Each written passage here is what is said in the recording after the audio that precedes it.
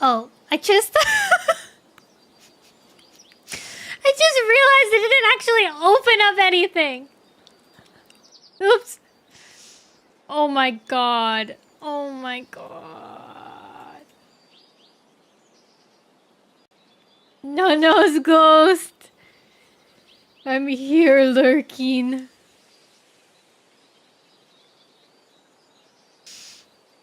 Hi guys, I'm invisible today. It's nice to see you. What's up? Yes, mystery. Oh, here I am. Oh my god, it's me. Sometimes I can still hear her voice. It's me. Hi guys. Welcome to my Twitch channel and also my YouTube channel, because today we're streaming on YouTube as well.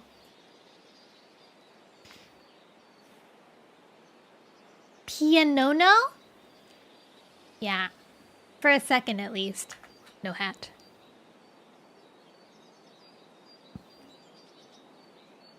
Maybe no cape too? Yay! Okay. We're making progress. We're making good progress. And now we need V-Bridger. I was so focused. I was so like trying to make sure everything was running properly for the other streams. Oh, select YouTube stream.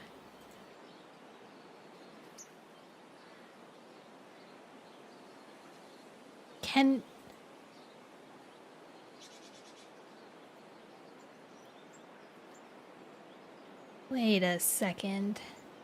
I don't know if this is... I think it should be okay, right? Right? I don't actually know how... I didn't know the stream avatars could connect to two at once, but I guess it can. Wow. Anyways, hello guys! Welcome in today! Today we're reading Warrior Cats, and I'm also experimenting with streaming on YouTube and... yeah, streaming on YouTube at the same time. But I have vertical and normal. So it's pretty advanced stuff. I also got a new chat, as you can see, because my other chat didn't have, like... I wanted to be able to have a chat that integrated all the chats. Oh, and also, if you can see on the screen, the chat box for... I made it so this chat box specifically for Warrior Cat Wednesday will translate your words into cat words, as you can see. Yeah, no. Sometimes I can still woo you with your voice. Freedom. 3 times fed the detail.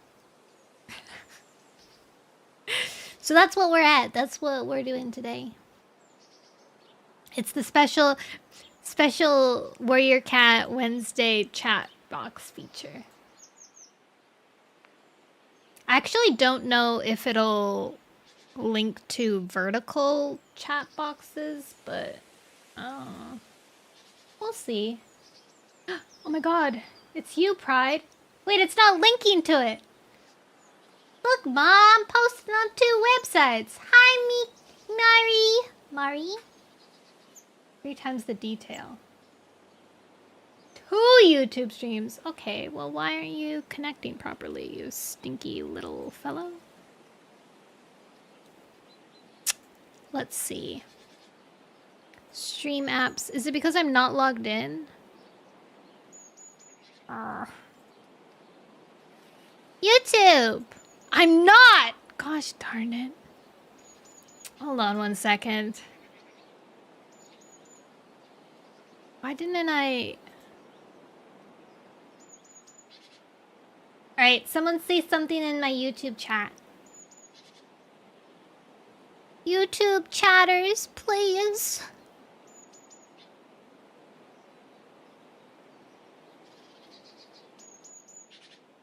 I guess I could always do it, but where's the fun in that?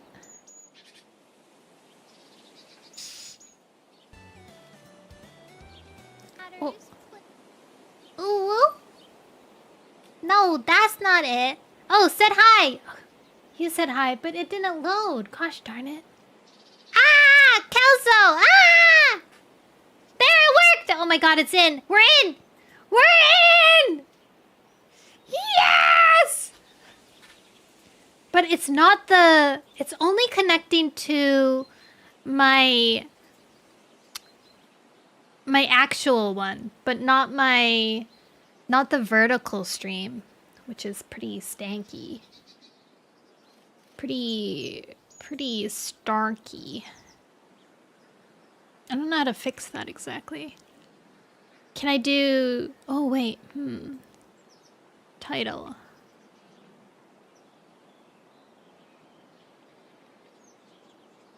Ready?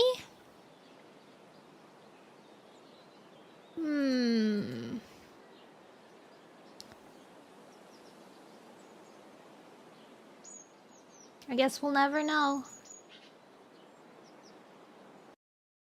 Oops.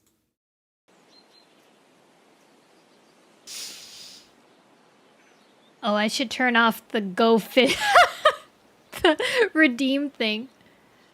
Thanky.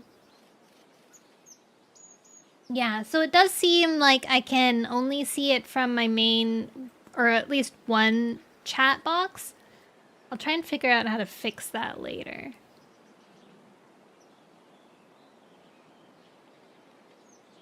Wow.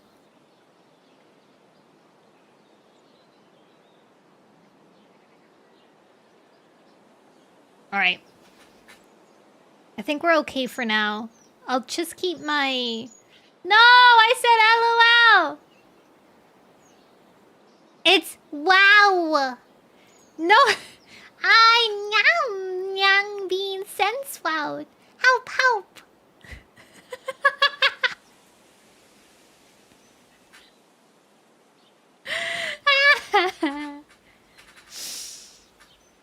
Wow. Help, help.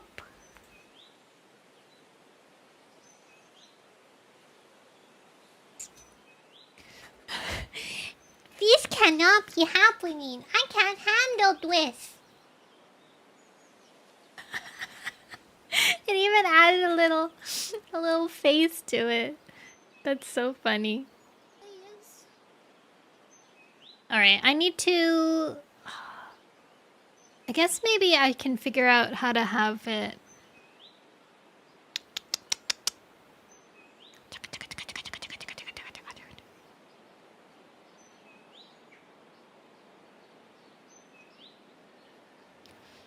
I don't think I'll figure it out.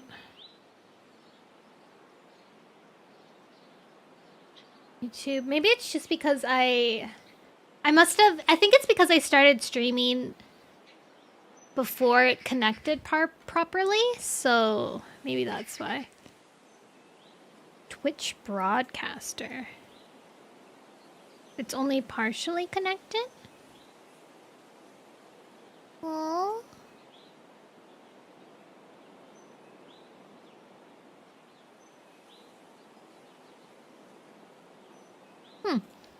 Oh well. I'm gonna move this. I have a new chat too. The special multi-chat chat. I'm gonna stick this in here. Alright, we're good. We're good. But yes, welcome in everybody! Thank you for joining me today on my testing stream of being on YouTube as well as on Twitch at the same time. We are going to... Hi, Koi! We are going to... Yeah! Oh no,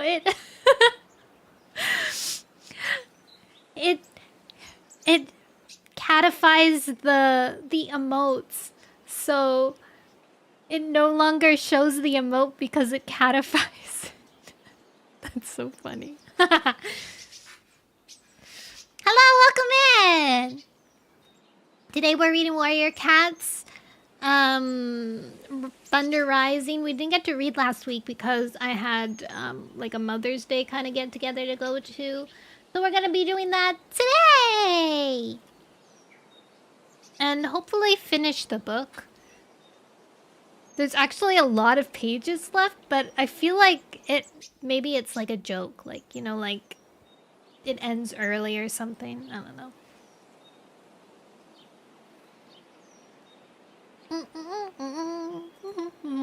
So what happened last time? Last time I didn't actually read very much too. I read, oh my god, my voice cracked there. Ew. Last, what did they do last time? Last time, previously on Warrior Cats, Thunder left the hollow. He's living with his dad now, and everybody is really weird. They're hostile towards him. They seem to think that he's gonna be inheriting... Oh my gosh. The Snickle Fritz. And welcome ya to Nono's Carnival. Don't forget to grab a snack, grab a drink, and enjoy the show. So funny. Yeah, so everyone's kind of mean to him. They think that he's been brought in to be the next leader, so they're kind of like iffy about him, I think, based off of that. He has to prove himself, but obviously he hasn't been trained to fight or hunt in the forest. He's been trained to do those things in the wild fields. So he's lonely, he's struggling. Clear Sky is his father, who is being quite cold to him. Like he'll praise him. He's nice to... I think Clear Sky's trying not to show favoritism, but in the same breath, that's your son, dude. Like, that's your kid. He's kind of pushing him away.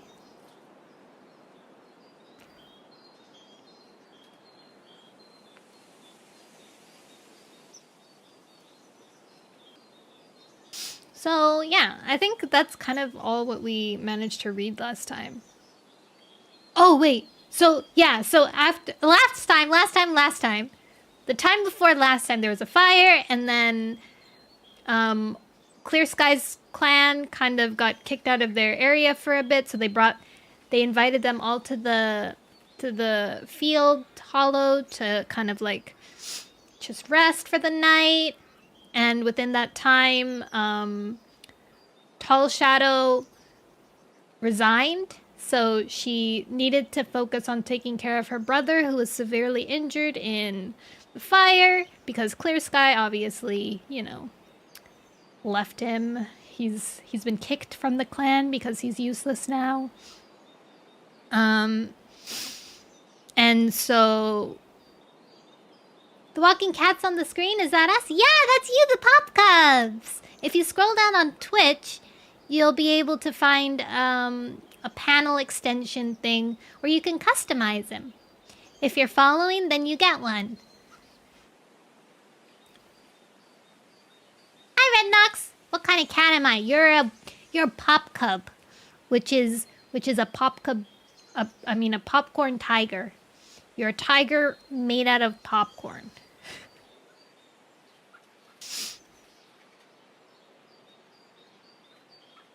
So... popcorn! Yeah! You're edible. Yum, yum, yum, yum, yum. So yeah, that's what's happening. That's what's happening.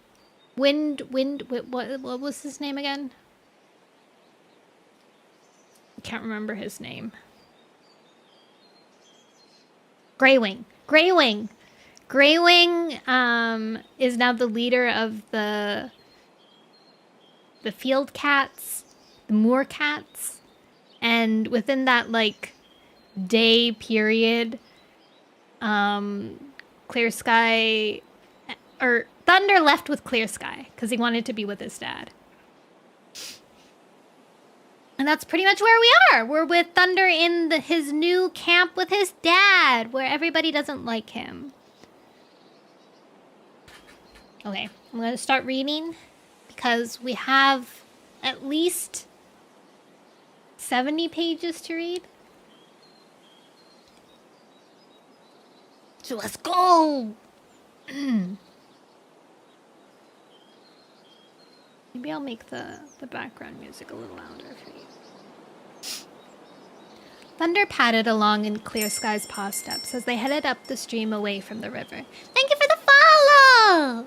Now you get one. It was the day after his disastrous hunt with Leaf, and his father was taking him training for the first time. The sky was cloudy, with the only occasional gleam of sunlight. A stiff breeze rustled the leaves and carried with it the reek of burnt stretch of forest. Thank you for your purchase, too.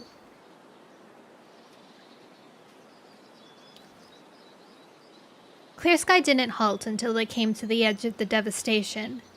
Blackened ground and fallen, charred trees lay ahead of them. Some of the trees still stood, though their leaves had burned away and their branches looked shaky, ready to crash on the ground. Across the stream, Thunder could make out the sweep of the moor beyond the outlying trees. He knew they were close to the place where Clear Sky and his cats had crossed the stream, guided by Greywing and his group. Hunger Games is where all the pop cubs fight!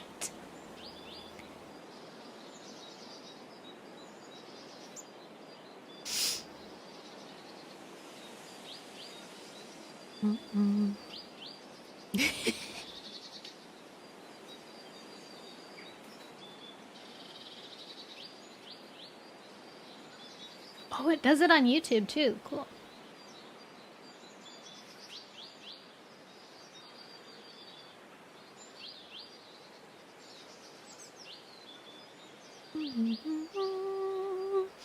He opened his jaws to ask Clear Sky if they could cross now and see if Greywing was hunting close by, but then changed his mind without speaking. He knew instinctively what Clear Sky's response would be.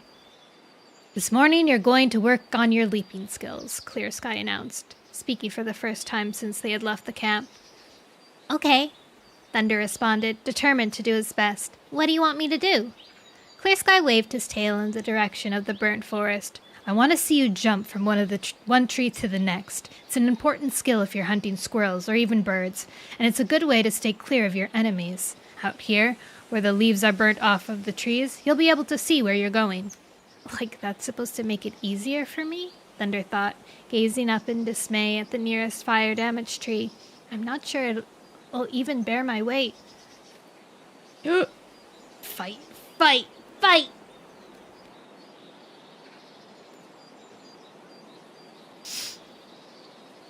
While he hesitated, Clear Sky padded over to face him. I can see doubt in your eyes, he hissed. That's exactly why you need to climb up the tree right now. The only way you can survive in the forest is without fear. Clear Sky's blue eyes glowed with passion. Fear is like prey. It only exists to be captured and killed. Fear didn't get me and the rest of us out of the mountains. Pride. Thunder stretched up to grip the burnt tree trunk with his claws. Small chips of black wood flaked away at the touch. He hesitated, but didn't want to turn around and see a disappointed or angry look in his father's eyes. Bracing himself, Thunder sprang and clambered up the tree, shedding scraps of wood every time he sank his claws into the trunk. At last, he reached a branch that clung there, feeling it shake under him and hardly daring to look down at the ground so far below. Get moving, Clear Sky called up to him. You're showing the tree too much respect. For a couple of heartbeats, Thunder clung tighter as a gust of wind swayed the branch. It feels like I should respect the tree. was what he wanted to say. He knew that jumping wasn't his strong point, and besides, he had no idea which branches would support his weight and which would give out and send him crashing down onto the ground. Respecting the tree makes perfect sense. Jump now! Clear Sky yowled, impatience clear in his tone. Taking a deep breath, Thunder managed to ignore the creaking of the branch and the stench of dead wood, and launched himself into a leap. He landed awkwardly in the next tree, his forepaws scrambling at a branch while his hind legs dangled midair. Clawing desperately, he hauled himself up until he could crouch in a fork between the branch and the tree trunk. Far too slow! Clear Sky Yowl came up from below. You should have been 2 trees over by now. Stung by the sneering tone, Thunder peered down at his father, who stood at the foot of the tree, his tail lashing. What is the point of this? He demanded. Didn't Jagged Peak injure himself permanently when he fell from a tree? Clear Sky didn't bother to answer. Are you gonna perch up there and ask silly questions? He meowed. Or are you gonna continue to learn new skills? Don't you want to learn the best way to hunt? He pointed with his tail towards the next tree. Let me see how strong you are. Growing even more irritated, Thunder decided to show his father just how good he was.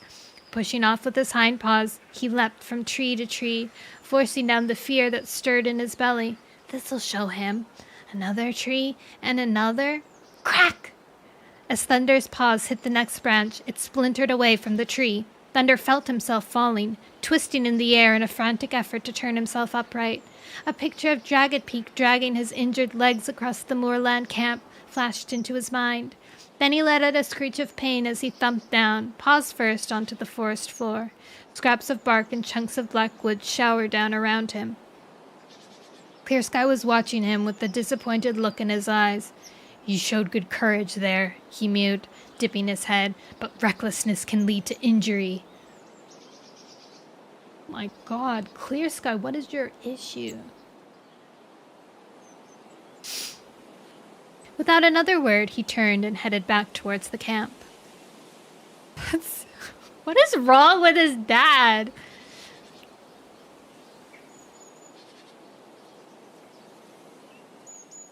Thunder limped after him, testing each leg gingerly to make sure he wasn't badly hurt.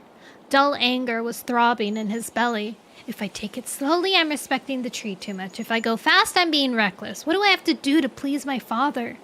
He halted, his anger and confusion becoming too much to bear. Clear Sky, he called. His father stopped and glanced back over his shoulder. What now? He asked irritably. Thunder didn't let his father's tone intimidate him. Why are you accusing me of recklessness when I was only doing what you told me to do? He demanded. Clear Sky padded back towards him, sighing patiently. Do you really not understand yet? I brought you back here because I wanted what's best for you, and that's to fit in and become a useful member of the group. I'm pushing you so you can become the very best you're capable of. He turned and stalked off. As they drew close to camp, a hunting party emerged from the trees.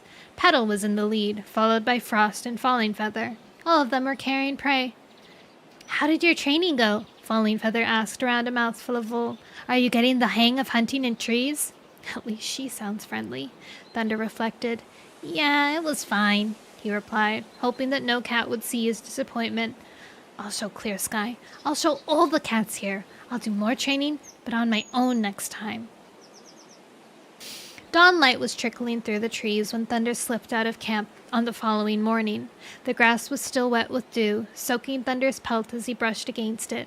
Tendrils of mist tickled the trees, and pale cobwebs were stretched out on every bush.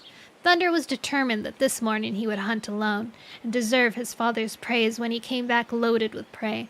He crept through the forest, striving to make every paw step stealthy, so that he would pass as silently as a shadow among the trees.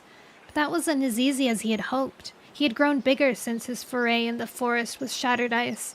Every time he trod on a dead leaf, or a twig snapped under his paw, he halted, cringing, afraid that Clear Sky was following him and would hear. He had paused beside an oak tree, sniffing carefully for prey, when he picked up the scent of cats and heard the sounds of bodies brushing through the undergrowth. At first, Thunder thought it was his father at the head of the patrol, but then he realized that the scents were unfamiliar. Peering around the bole of the oak tree, Thunder saw two cats emerge into the open. The first was a silver-furred Tom, River Ripple, who had helped them escape from the fire. With him was a black and white she-cat Thunder had never seen before. Thunder's paws tingled with uncertainty. He knew that Clear Sky didn't like other cats hunting in the forest. But this place is big enough for all of us, he reflected. I don't want to drive them off, especially when we owe so much to River Ripple. Thunder turned away to head off in another direction, but after a couple paw steps he had to halt again as a strange black Tom appeared around the edge of a bramble thicket. The black Tom thrust his head forward and let out a threatening hiss. Spinning around, Thunder scampered away, only to realize that the black Tom was hard on his paws. Thunder dodged to and fro. Oop, I lost my place. Thunder dodged to and fro among bushes and clumps of fern, but he couldn't shake off his pursuer. Spotting an ash tree with an inviting low branch, he pushed off in a huge leap and clawed the rest of the way up the trunk until he reached the branch. A furious snarl came from behind him. Turning and looking down, Thunder saw with a stab of fear that the black Tom was climbing the tree after him. Thunder slid out his claws and swiped at the black Tom as he came within range, but the other Tom ducked under the blow and hurled himself at Thunder, almost knocking him off the branch. Thunder tackled him, grabbing the cat's shoulder fur in his jaws. He let out a screech as he felt the black Tom's claws rake down his side. Then he felt his paws slipping from the branch, and a heartbeat later he was falling through the air. He lost his grip on the other cat, who fell with him, paws and tail flailing. Thunder managed to land on all four paws, wincing at the impact. The black Tom was sprawled on his side. Thunder leaped forward and used his forepaws to pin down the black Tom's shoulders. "You stupid furball! I wasn't doing you any harm!" Thunder hissed. Glancing up, he saw that River Ripple and his companion had followed and were gazing at them from a couple tail lengths away. "I don't want..." Thunder began. "Dun! Hi, Dun!" Donkachi. Whoa. Don't want to interrupt. Here's my money. Wow, thanks, Dun. I'm just realizing that this doesn't show... This multi-chat doesn't show the things I need it to show, which is sad. Guess I could, like, kind of go like this. Dum da dum dum dum. Dum dum dum dum. Oi, Madeline. Oi, Madeline. Scalpel!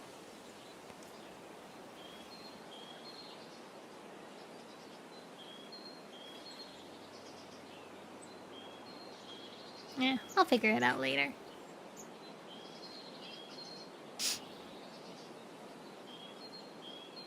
That will never stop him from being pretty neat.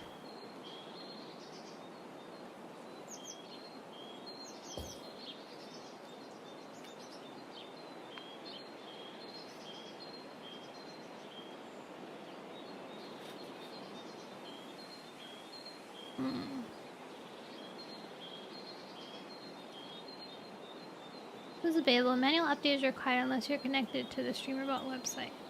Guys, can someone say something? In any of my chats. Mikarin, say something, quick! Yay, thanks! When you get the chance to stream over, check the group chat. No! What? I'm using StreamerBot now. It's just better. Okay, I'm checking the group chat.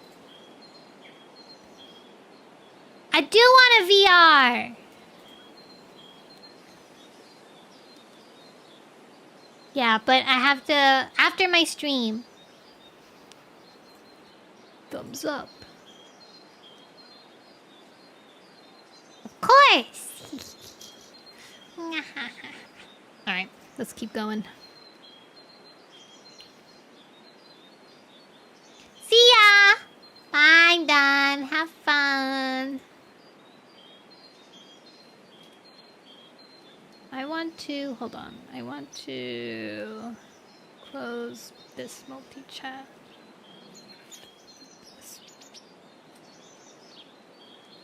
There.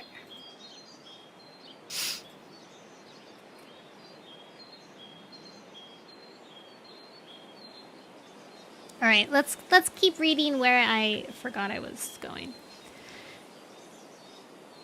Thunder managed to land on all four paws, wincing at the impact. The Black Tom was sprawled on his side.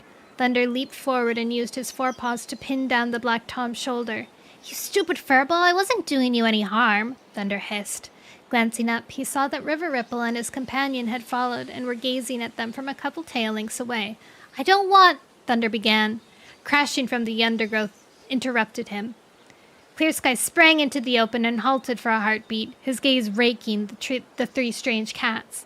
"Get out of here now, and don't come back," he growled. "Thunder, you can let that mange pelt up." Thunder stepped back obediently. As the Black Tom struggled to his paws, Clear Sky bounded up to him and gave him a warning shove, sending him sprawling. The Black Tom scrambled up again and scurried off with the she-cat hard on his paws. River Ripple began to follow them, then paused, looking back at Clear Sky with a long, cold stare. Clear Sky was unmoved by it. "Cats who attack my son will be punished," he snarled. "You can't keep doing this," River Ripple meowed simply. "You can't try to tell other cats what to do." "Come over here and say that again," Clear Sky challenged. "I can do what I like." Thunder could hardly believe what he was hearing. His own father acting like some sort of bully. "I'm sure it doesn't," Thunder started to say, but Clear Sky's glare was so vicious that the words dried up in his throat. River Ripple was watching him closely. "No, please, carry on," he said. "I'm interested to know what a young cat thinks about all this." "Thunder's opinion is none of your business," Clear Sky hissed. "Thunder doesn't have an opinion." What? Thunder felt his stomach shrivel. Was that really what his father thought? River Ripple was still staring hard at him, and Thunder had to look away. Silence throbbed through the air. Then there was the sound of River Ripple stalking away. Clear Sky waited until River Ripple had vanished into the undergrowth before turning to Thunder. "Congratulations," he meowed. "You have just expanded our territory. Those cats won't dare come back here again, and hopefully they'll spread the word that we don't tolerate uninvited visitors." Waving his tail for Thunder to follow, he headed back in the direction of the camp. "Is that what I did?" he wondered. Thunder had never thought in terms of tolerating other cats. Thunder felt miserable. His morning had been ruined. Instead of training by himself and returning triumphant to camp with his jaws full of prey, he had ended up in an ugly brawl with rogue cats, including one cat who had probably saved all their lives. And I'd already defeated the Black Tom, he thought with a twinge of resentment. Clear Sky didn't have to be so protective or put me down like that. "You know, I was fine back there," he began nervously, not wanting to provoke an angry reaction. "The fight was over. You didn't have to shove that cat." "Fine? The cats were in the forest, weren't they?" Clear Sky hissed impatiently. "How could that be fine?" "But the rogue cats were here before any of us," Thunder replied, alarmed. "They can go where they like, can't they?" He hesitated, then plunged on. "I do have an opinion, you know." Clear Sky halted, his eyes widening as he gazed at Thunder, and his claws working in the grass. "Haven't you listened to a word I've said to you? We need to protect ourselves for the future, and that means no unwelcome visitors." His voice softened. "Of course you have an opinion. I was just putting that cat in his place. You mustn't take any notice. But it's important you understand that we need to guard our home really carefully. You get that, right?" Right. What else could Thunder say? Of course he wanted the forest cats to have a safe and happy home, although it didn't feel that happy right now. His tail drooping, Thunder followed his father back to the camp.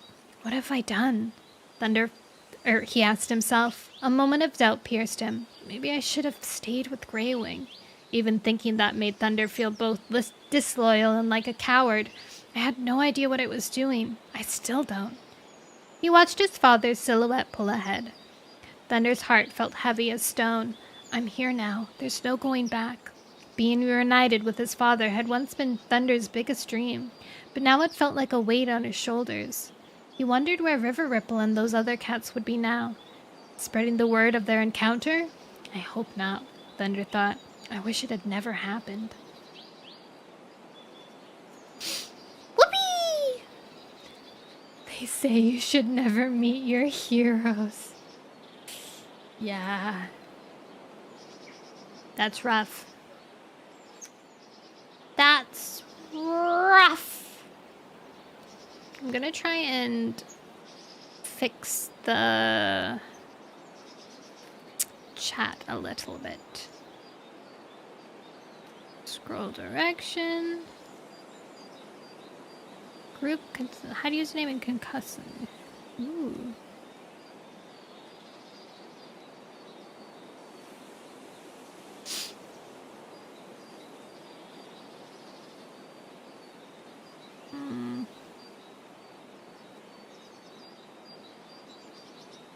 Which method will get rid of the channel point redemptions and new subscribers? No, I should keep the subscribers. Should I close the announcements? I think it's mostly the channel point redemptions that's the biggest. And we need furry mode. And I'll turn the...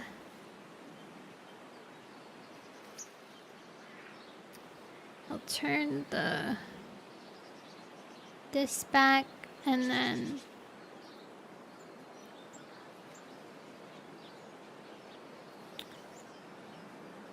reversed. Where the heck did it go? Oh. Scroll direction, normal. This setting is ignored.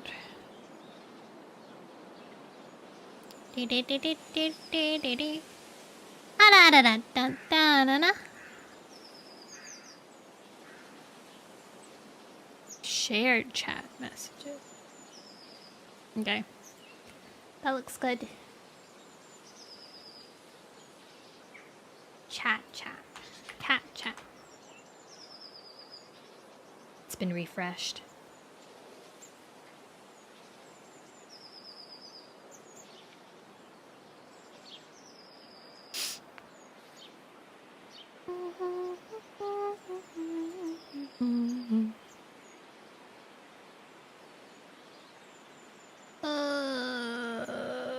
I lost my tab. I found my tab. Okay, chapter 19.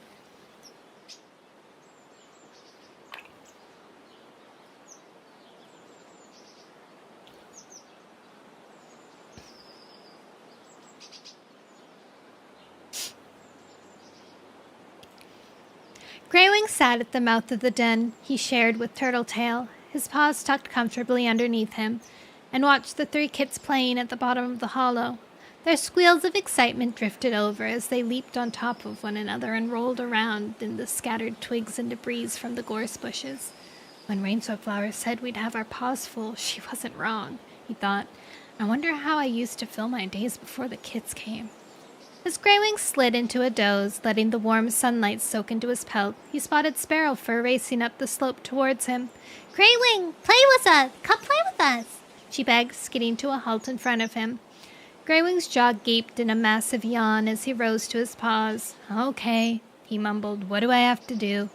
Owl Eyes is being a fox, Sparrowfur explained, looking over her shoulder at Greywing as she bounced down the slope ahead of him. And we have to roll out of his way when he attacks us. That's a good game for training, Greywing realized. One day they might have to do it for real.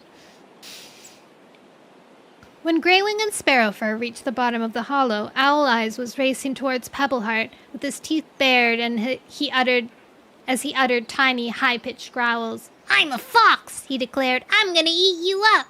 No! Pebbleheart shrieked. He dived to one side as Owl Eyes leaped at him, landing on his back and waving his paws in the air.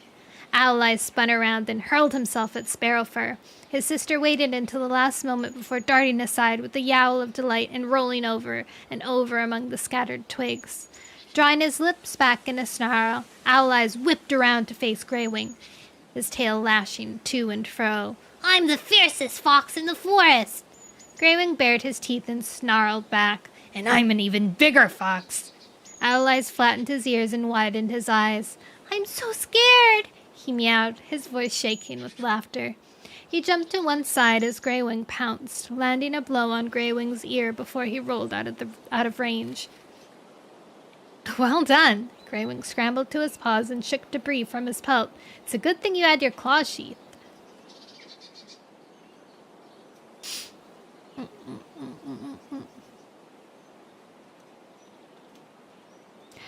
Twigs cracked beneath his paws. He whirled to attack Sparrowfur, but as he charged forward, a sharp pain clawed through his lungs, and he felt his legs crumble underneath him. He sank to the ground and lay on his side, chest heaving as he gasped for breath. "Oh my God, he's getting asthma!" The 3 kids crowded around him, their eyes huge and anxious. Frustration welled up inside Greywing as their plump, furry bodies made it harder to breathe, but he knew better than to bat them out of the way. "Get back!" Turtletail's voice rang out from somewhere across the camp. "Give Greywing some air!" A moment later, she padded up to him, gently thrusting the kits aside. "Is it your breathing again?" she asked. Unable to speak, Greywing nodded. Pebbleheart poked his nose into his mother's side. "I think Greywing needs some coltsfoot for his breathing," he mewed quickly. "Shall I go see if Cloudspots has some?" Dang. How does he already know? Turtletail turned a puzzled gaze on her son. "How do you know about Coltsfoot?" she asked. "Dabblepelt told me," the kit replied. Her mother twitched her whiskers in surprise, then nodded. Instantly, Pebbleheart darted off towards Cloudspot's den. Owl Eyes and Sparrowfur huddled closer to Greywing, touching their noses to his. "Please get better," Owl Eyes begged. Greywing's breathing was beginning to ease, enough for him to reassure the anxious kits. "Of course I will," he croaked. "I promise you." "Thank you. Hi, Caddy." "We've never had a father like you," Sparrowfur added, brushing her tail along his side. "You are like our father, aren't you?" Both kids fixed their gaze on Greywing, their eyes full of hope and love. Pain pierced Greywing's heart, far more agonizing than his trouble with breathing. He opened his jaws to reply, but no words would come. He wasn't sure if it was his illness that closed his throat, or his fear of letting his emotions overwhelm him. Turtletail's gaze met Greywing's over the top of the kit's head. "Of course he is," she meowed briskly. "He's the best father any kit could have hoped for." Pebbleheart, returning with a bunch of coltsfoot leaves in his jaws, dashed up in time to hear what his mother had said. Letting the leaves fall, he hurled himself at her in a wriggling bundle of delight. "That's the best thing I've ever heard, ever!" he announced. "Now we really know we belong." Cloudspots, padding more slowly after Pebbleheart, swept his tail around to gesture the kits away from Greywing. "It's time you leave Greywing in peace," he told them, dipping his head to Turtletail. "I'll look after him, don't worry." "Yes, it's time for your nap," Turtletail mewed, gathering the kits together. "You'll see Greywing again later." "Yes," he called weakly after them as Turtletail herded the kits towards their nest. "We'll start training as soon as I'm better." He watched the kits vanish into their den before turning to Cloudspots. "I am going to get better soon, aren't I?" he asked. "Tell me the truth." "Tell me the truth, Doc. Am I dying?" Cloudspots rolled his eyes. "You may be ill, but that's no excuse to behave as if your brain is full of bees. Of course you'll be better soon. You survived the mountains," he added with a snort. You can survive a bit of smoke in your lungs. Besides, it's not just the kids who need you. You're a leader now, don't forget. You have duties to fulfill." A scrabbling sound interrupted his last words. Greywing looked up to see that Pebbleheart had come back. "Please, can I help treat Greywing?" he begged. Cloudspots paused for a moment before replying, while Pebbleheart worked his claws impatiently in and out. "Very well," the black and white Tom replied at last. "Collect those coltsfoot leaves and chew them up so you can dribble the juice into Greywing's mouth." Pebbleheart obeyed eagerly, chomping on the leaves and letting the juices trickle into Greywing's gaping jaws. "That's enough," Cloudspots meowed at last. "Good job." Almost at once, Graywing could feel the pain ebb away. His breathing relaxed, and he was able to scramble to his paws. Cloudspots gave a satisfied nod.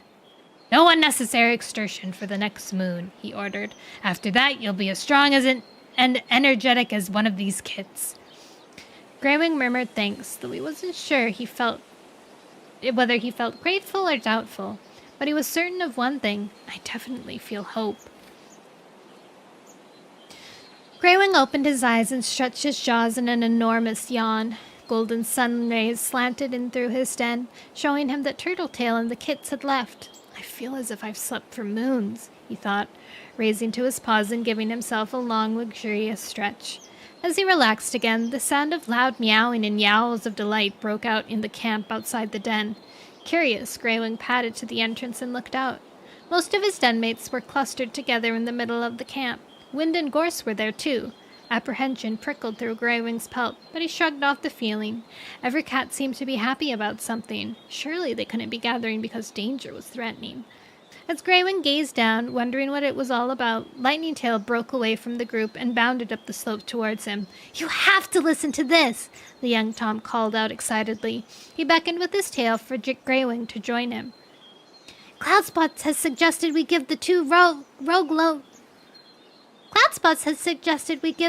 rogues longer names like ours, if you'll let us." Intrigued, Graywing padded down to join the others and slid into the crowd towards Turtletail. This could work well, he thought to himself. If Wind and Gorse have names like us, then maybe every cat will agree that they should join us. As the thought passed through his mind, he glanced at Tall Shadow. The former leader was sitting quietly on top of the tall rock, keeping watch over the moor as she always did, her expression giving away nothing of what she was thinking. "It's good to have you here," Cloudspots was telling Wind and Gorse as Graywing sat down with Lightning Tail beside him. "But I think we all agree your names are kind of short. You should have long names like ours if you're going to spend time with us."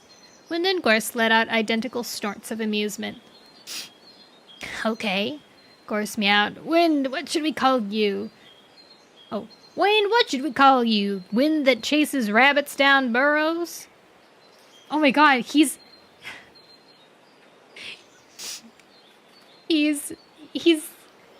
That's how the tribe of Rushing Water names their cats.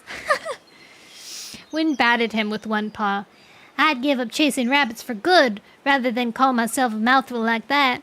Why don't you just call yourself Gorse Prickle Stuckin' Paw?" Cloudspots let out a meow of laughter. "Why don't I think you're taking this seriously?" "Wind, I think you should call yourself Windrunner." Rain-swept flower meowed. "You're really fast." Wind thought about that, with her head cocked, then nodded. Yes, she decided, looking pleased. "That's my name now, Windrunner."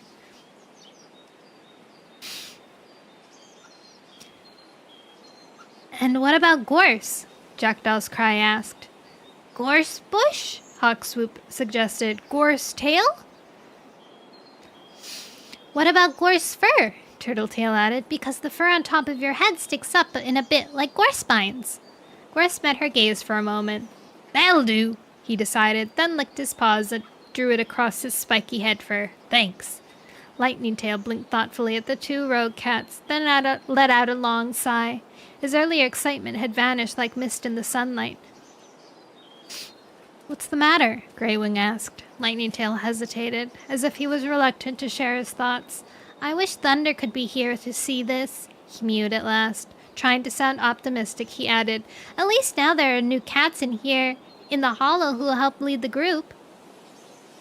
Graywing felt his fur begin to bristle with hostility. "Lead?" he asked. "I thought that was my job now." Even as he spoke, he realized that however much he had fought against taking over the leadership from Tall Shadow, his position was already important to him. I didn't mean..." Lightning Tail began to protest. "Then what did you mean? Gorse Fur and Windrunner aren't even part of our group yet, and you talk about them leading?" Lightning Tail looked injured, and Graywing wondered if he had been too harsh with the young Tom. "I only meant..." Lightning Tail cast a glance towards Windrunner and Gorse Fur. They were standing in the middle of a group of cats, who were all eagerly congratulating them on their new names. "Well, The more strong cats, the better, right? Greywing still felt unsettled. What do you mean by strong? He asked.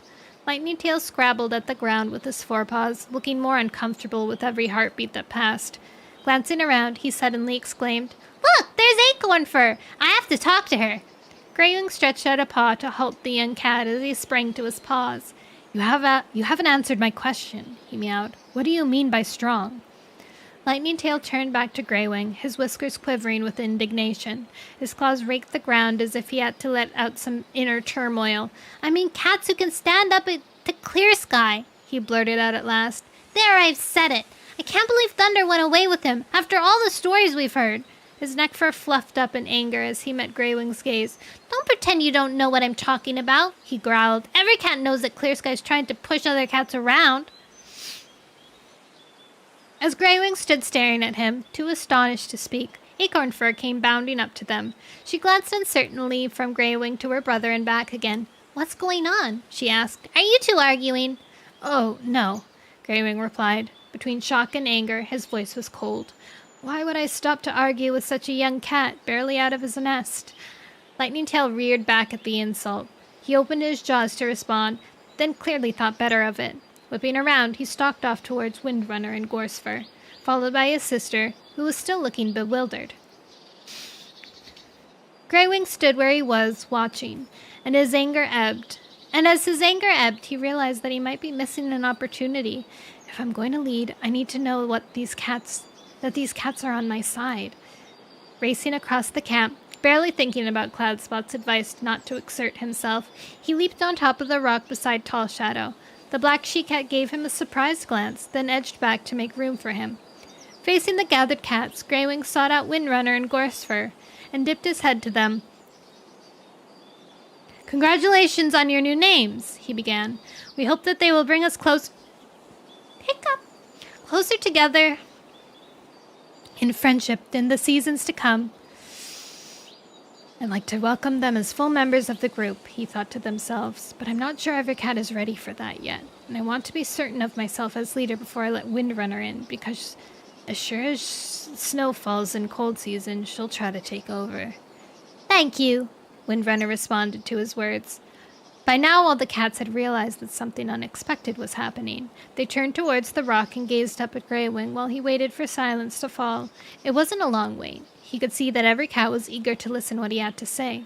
He spotted Turtletail at the back of the group, looking surprised. I never told her I was going to make a speech. I didn't know it myself until a moment ago. Standing there as tall as he could on top of the rock, Greywing cleared his throat. When my brother left here with Thunder, he began, he said that sentiment didn't count for anything. I'm not sure that I agree with him. Pausing, he let his gaze travel over the assembled cats. His 3 kits were huddled together with Jagged Peak, while Acorn Fur stood protectively beside Lightning Tail, whose fur was still ruffled from their argument. Gorsefur and Windrunner stood side by side. At last Greywing's gaze settled on Turtletail. Strong feelings began to surge through him at the sight of her, powerful as the waterfall that crashed into the pool outside the mountain cave. Sentiment counts for everything, he went on, letting his voice ring clearly across the camp. Where would we be without each other? I'm so proud of you all for making friends with Windrunner and Gorsefur.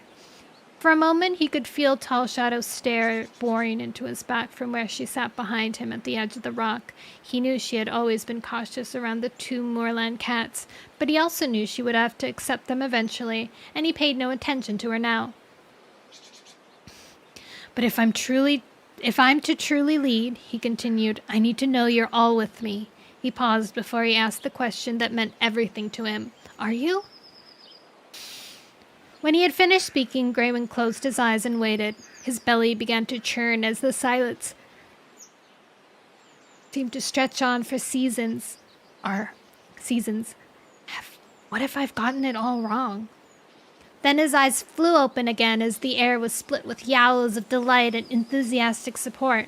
Yes, Greywing, we're with you! Greywing! Greywing! Greywing blinked down at them, stunned and overwhelmed. He was aware of Tall Shadow padding up behind him, and felt her breath warm in his ear as she murmured, I think you should get down now. For a heartbeat, Greywing felt as though his paws were frozen on the rock.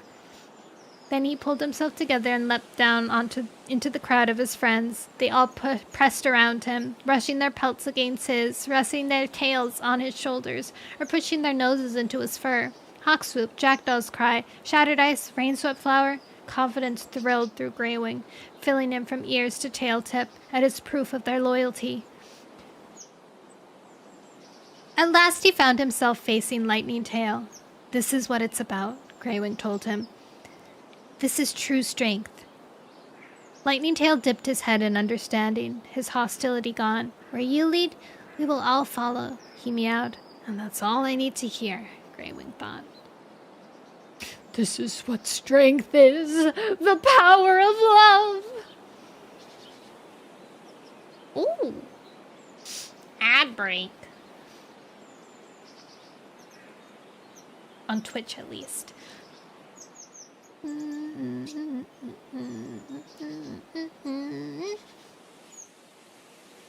Bleh. Blep.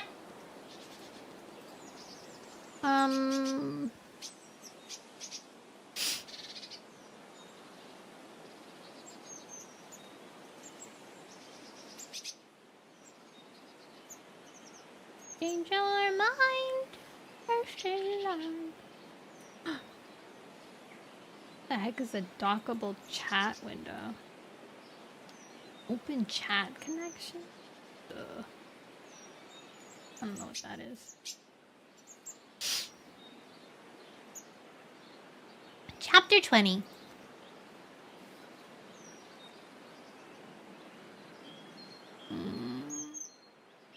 Dawn light woke Greywing, where he lay in the den with Turtletail and the kits. They were still sleeping.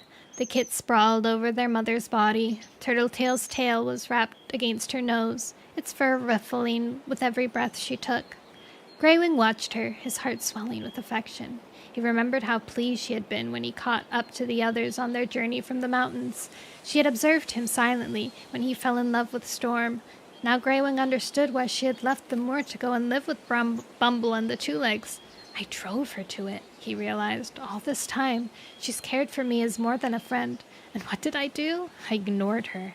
But not any longer," he resolved.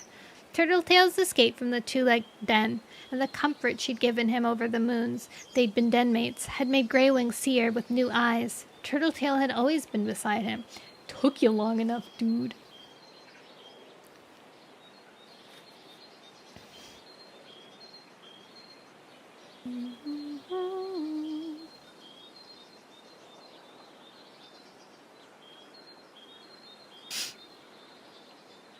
We care for each other.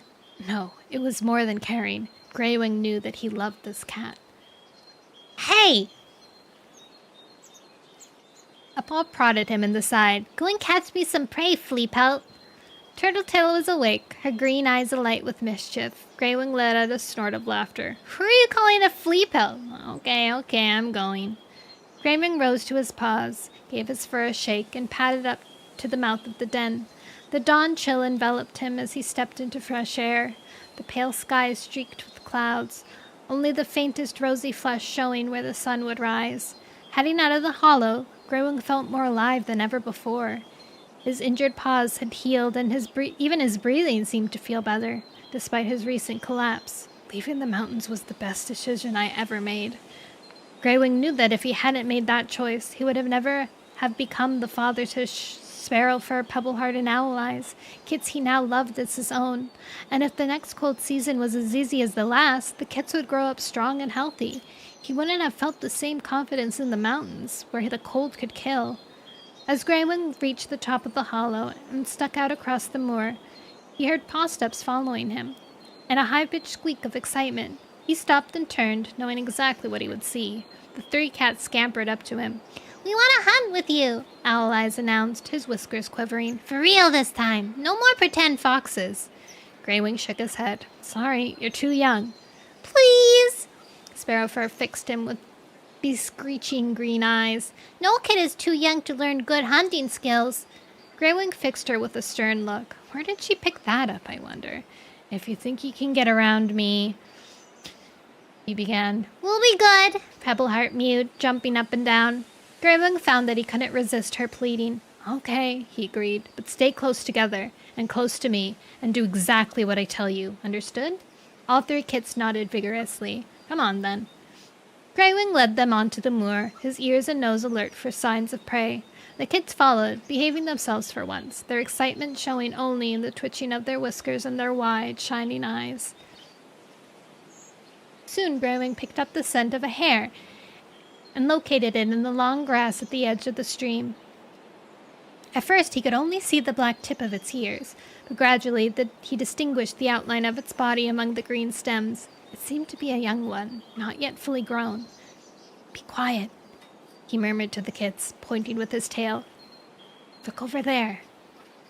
The kits stared in the direction his tail was indicating. Then Pebbleheart turned to him, blinking a little in distress.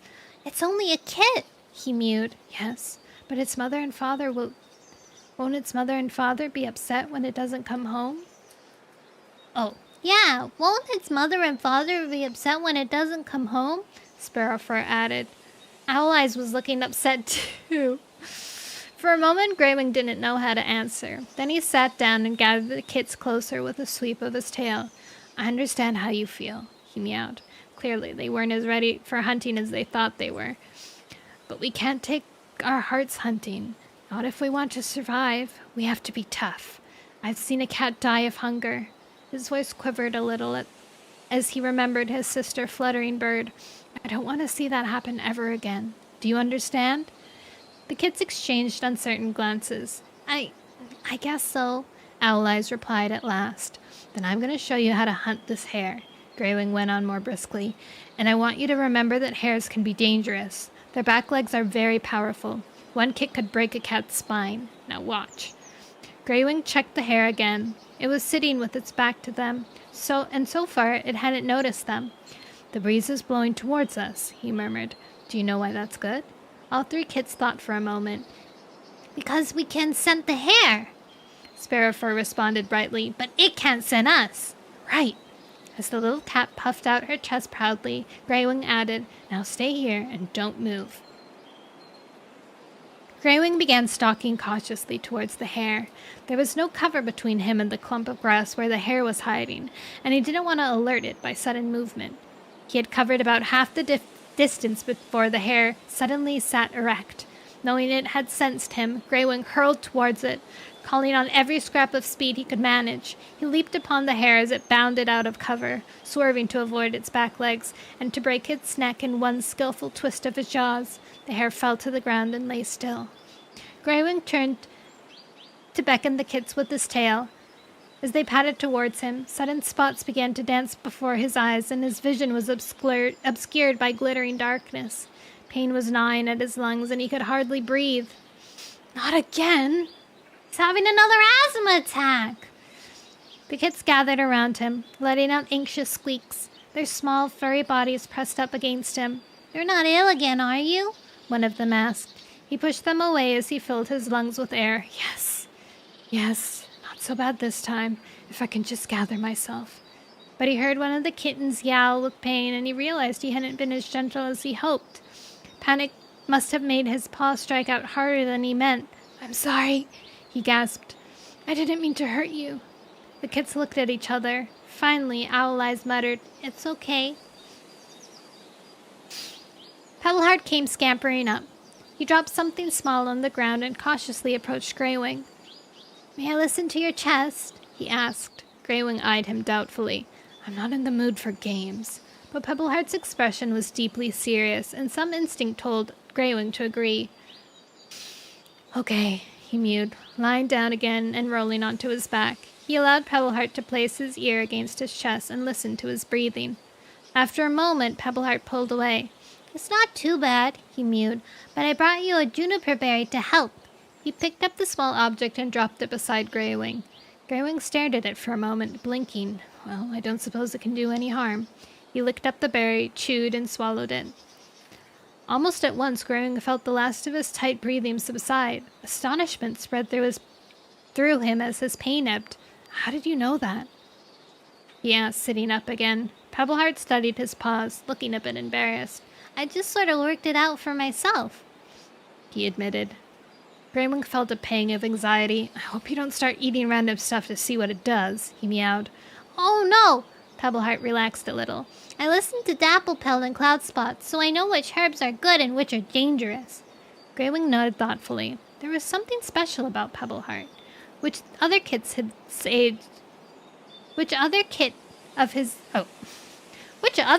age would want to learn about herbs and know just the right one to bring back in a moment like this? He remembered Stone Teller back in the mountains, who had recently visited his dreams. I know she had visions sometimes, he thought. I wonder if this young kid is born to be like the Stone Teller? Do you ever have dreams? He asked the kid gently. Pebbleheart looked away quickly. No. Greywing knew very well that Pebbleheart wasn't telling the truth, but he decided to say no more for now. There'll be a better opportunity to discuss this when the other kids aren't listening. Well, thank you, he meowed. I feel much better. Let's head back to camp now. He grabbed the hare and the kids helped him carry it as he led the way back to the hollow. When they arrived, Turtletail was sitting outside her den, grooming herself. The kids dropped the hare and pelted over to her as soon as they saw her, huddling close to her as she gave each of them an affectionate lick behind their ears. You're trembling, she exclaimed. Looking past them to Greywing as he approached more slowly, she asked, What happened out there? Greywing set the hare down in front of her. Are you proud of your kids? He asked. They did well on their first hunt. Turtletail fixed him with a long stare. Answer my question, she meowed. What happened out there? Before Greywing could think about how to reply, Sparrowfur exploded into speech. Greywing killed a hare, and then his breathing went funny again. He pushed us away. Pebbleheart brought him a berry, Owl Eyes added. Greywing saw fury flash into Turtletail's eyes, but her voice was quiet as she mewed. Kids, take the hare down to the center of the camp so that we can all share. Now, she snapped as the kids hesitated. I'll help them, Jagged Peak offered, padding up. Come on, kids. Thanks, Jagged Peak, Turtletail meowed. Greywing couldn't suppress an irritated twitch of his tail. Jagged Peak is always nearby when the kids need anything. Yeah, because he can't do very much else, dude. With Jagged Peak supervising, Sparrowfur, Pebbleheart, and Owl Eyes began dragging the hare away, while Turtletail and Greywing gazed at each other. Once the kids were out of earshot, Turtletail rose to her paws.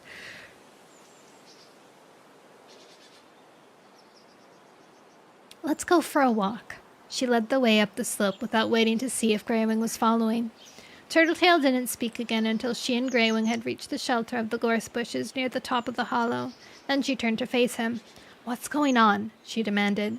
Greywing understood very well what she was getting at, but he had no idea how to reply. What do you mean? He asked, playing for time.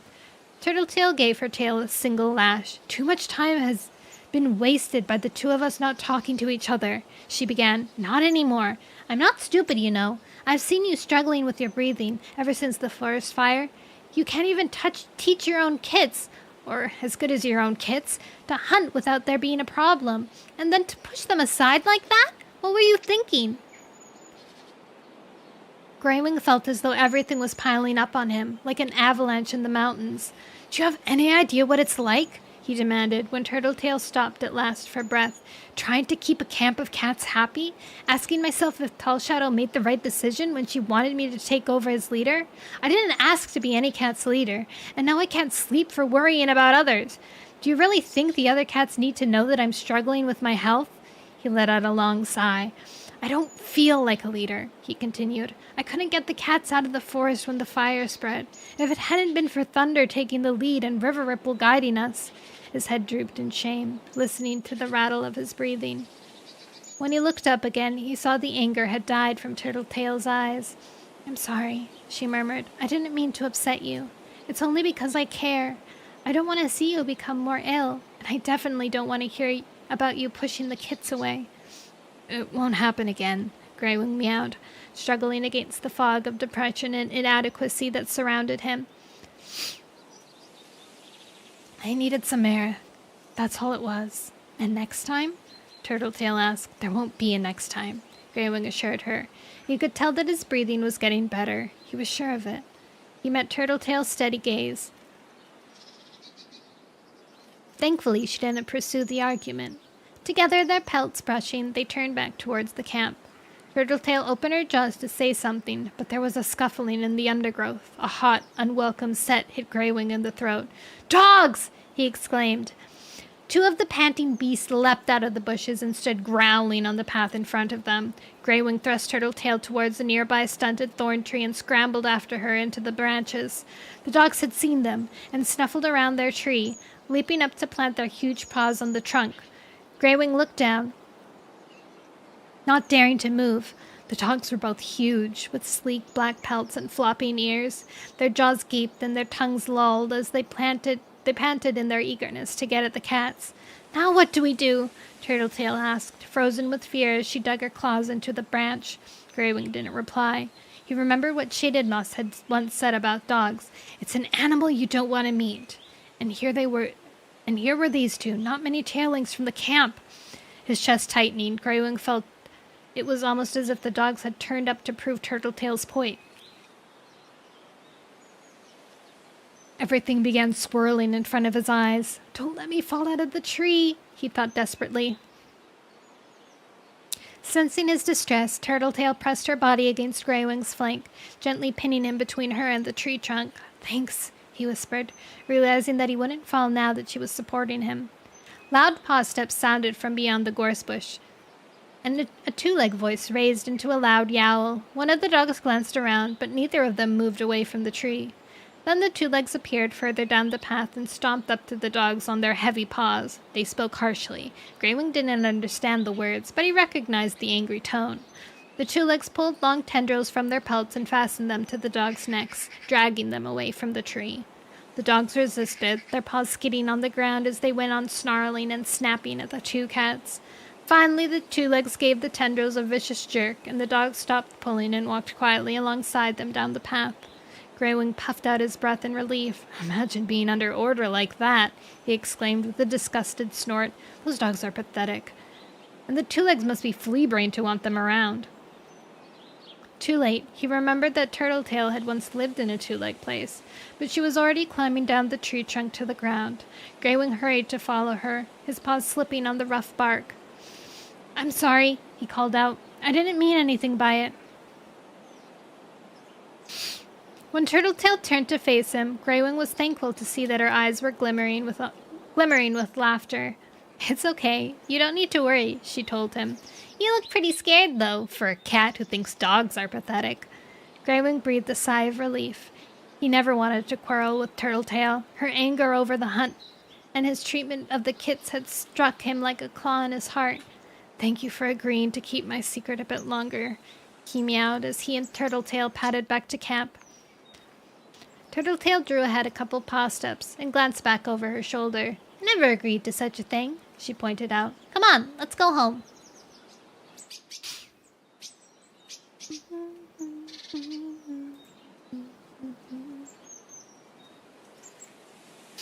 When he arrived back at camp, Greywing left Turtletail to check on her kits, while he padded over to the tall rock and leapt onto it.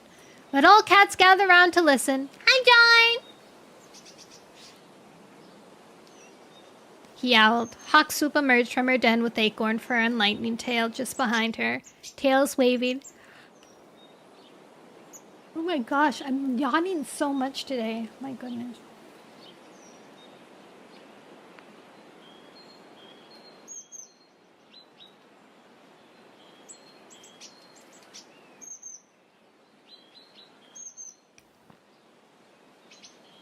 Where was I? Jagged Peak dragged himself over and sat nearby. Cloudspots and Dapplepelt looked up from where they were sorting herbs. Rainswipflower went to meet Turtletail, and both she-cats gathered the kits together and made them sit down quietly. Jackdaw's Cry and Shattered Ice appeared at the top of the hollow. Shattered Ice was carrying a mouse. Only Tall Shadow paid no attention to Greywing's summons, remaining crouched over Moonshadow, who, as always, lay unmoving. Dang, that sucks. "Turtletail and I just met a couple of dogs," Greywing announced when all his denmates had gathered. "Some two-legs took them away, but we still need to be careful. For the rest of the day, we should all keep together and stay close to the hollow until we're sure that the dogs have gone home with their two legs. Understand?" "Sure, Greywing," Shattered Ice responded, while the rest of the cats murmured agreement. I'm a dog and I'm gonna get you, Sparrowfur squealed, leaping on top of Owl Eyes. While Turtletail separated the scuffling kits, the meeting broke up and Greywing jumped down from the rock. He padded over to Tall Shadow and described to her what had happened, but he realized that even now she was only half listening. Her face was taut with worry as she looked down at her brother. Moonshadow's breathing was fast and shallow. His eyes were closed and his fur dull. The wound on his side wasn't healing, in spite of the herb spread on it. Blood was oozing out, darkening the covering of chewed-up leaves. Is there anything I can do? Greywing asked. He could feel the distress coming off Tall Shadow in waves. Dang, Diggy keeps winning. Oh, it's because Diggy's stuck in the floating. He's floating.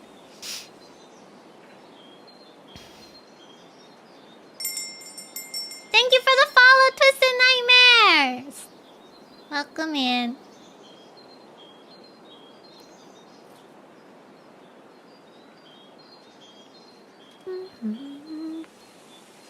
Yay!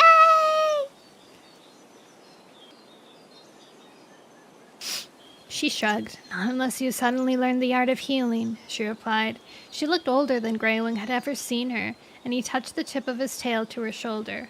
He'll get better, he mewed. Don't say that, Tall Shadow hissed. You don't know that, and neither do I. Just leave us alone, please.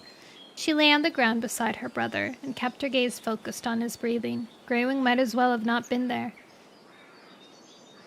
Peek! As he paced back to his old nest, his chest began hurting again. The scramble up the tree hadn't done him any good, but at least he wasn't in as bad a state as Moonshadow. Why did that fire ever have to happen? Cats were ill and injured, and he'd lost Thunder to Clear Sky. What are they doing now? Pebbleheart scampered up to him and as he reached his nest. Are you okay? He asked. Yes, I'm fine, Greywing responded. He's been keeping an eye on you, you know. Turtletail mewed as she came to join him. That's good. Greywing brushed his tail over the tabby kit's head, but I've had enough talk of sickness for one day. He lowered himself into his old sleeping place, burrowing deep into the dried ferns. The others can share the prey. I just want to sleep. When Greywing woke up again, clouds had covered the sun, stretching gray and threatening above his head. The air felt damp, as if rain was on the way. A small movement in the bedding beside him made Greywing turn his head. Pebbleheart was sleeping at his side, his body twitching and his paws working as if he was running in his sleep. Aw, he's having a vivid dream, Greywing thought. He didn't want to wake the kit, because he knew it could be dangerous to jerk cats out of their dreams. Besides, if I'm right, and Pebbleheart has special skills, this dream might mean something. Greywing waited patiently for Pebbleheart to wake. Suddenly, the kit exploded into movement, leaping to his paws, his eyes wide and staring. He turned on Greywing with a hiss, but Greywing stretched out a paw to calm him. Take it easy, he murmured. It's okay. You were having a dream, that's all. Gradually, Pebbleheart returned to the waking world, his gaze focusing on Greywing's face. Greywing could see bleak misery in his eyes. You've had this dream before, haven't you? He asked. For answer, Pebbleheart curled himself into a small ball, pressing himself against Greywing's side. Greywing could feel his trembling.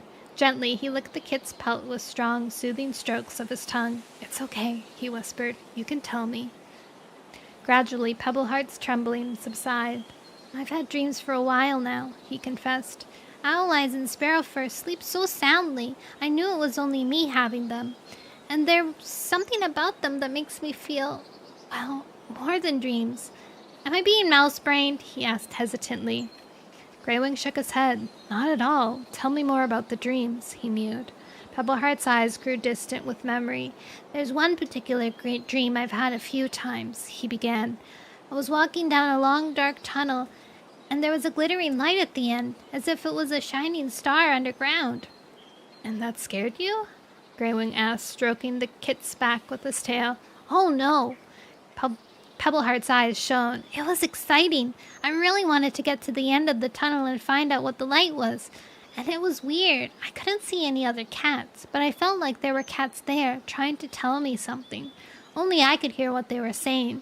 I thought if I could get to the star thing, I would understand, but every time I have the dream, I wake up before I reach the end of the tunnel, he finished, sounding disappointed.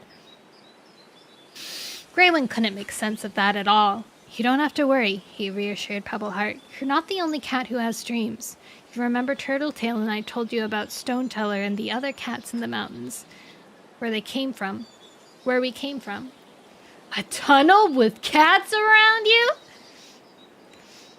Pebbleheart nodded. Well, Stoneteller had dreams like yours sometimes, just the same as you. The little kit's eyes were bright with interest. Really? Really. And she's a very wise cat. More hesitantly, he asked, What was your dream about this time, Pebbleheart? A fight. A big fight, Pebbleheart replied, beginning to tremble again. Cats were screeching and clawing each other. I think I saw clear sky there. I've dreamed that one before, too. Apprehension clawed at Graywing, though he took care not to let the kit see he was worried. Has he had some kind of warning? It's all right, he soothed Pebbleheart. You don't have to talk about it anymore. Glancing towards the mouth of the den, Graywing noticed that Jagged Peak was crouched nearby, watching them intently. I think he's too far away to have heard what we said, but even so. Protectively, Graywing curled his body around Pebbleheart, bending over so that both their faces were hidden. This was something that he didn't want Jagged Peak or any other cat to see. If Pebbleheart is special, then he needs to be kept safe, he thought. For now, don't tell any other cat, he mewed, but let me know if you have any more. He broke off as a grief-stricken yowl rose up from the other side of the camp. Springing to his paws, Graywing saw Tall Shadow standing over the body of her brother. Other cats were already rushing towards her. Graywing joined her with Pebbleheart scrambling hard on his paws. Moonshadow lay still, his legs splayed out as if in a last spasm of pain. A dry and sticky pool of blood stained the ground near his mouth. Oh, dang. He's dead! You know what that means, guys. It's time to update the death poll. 9.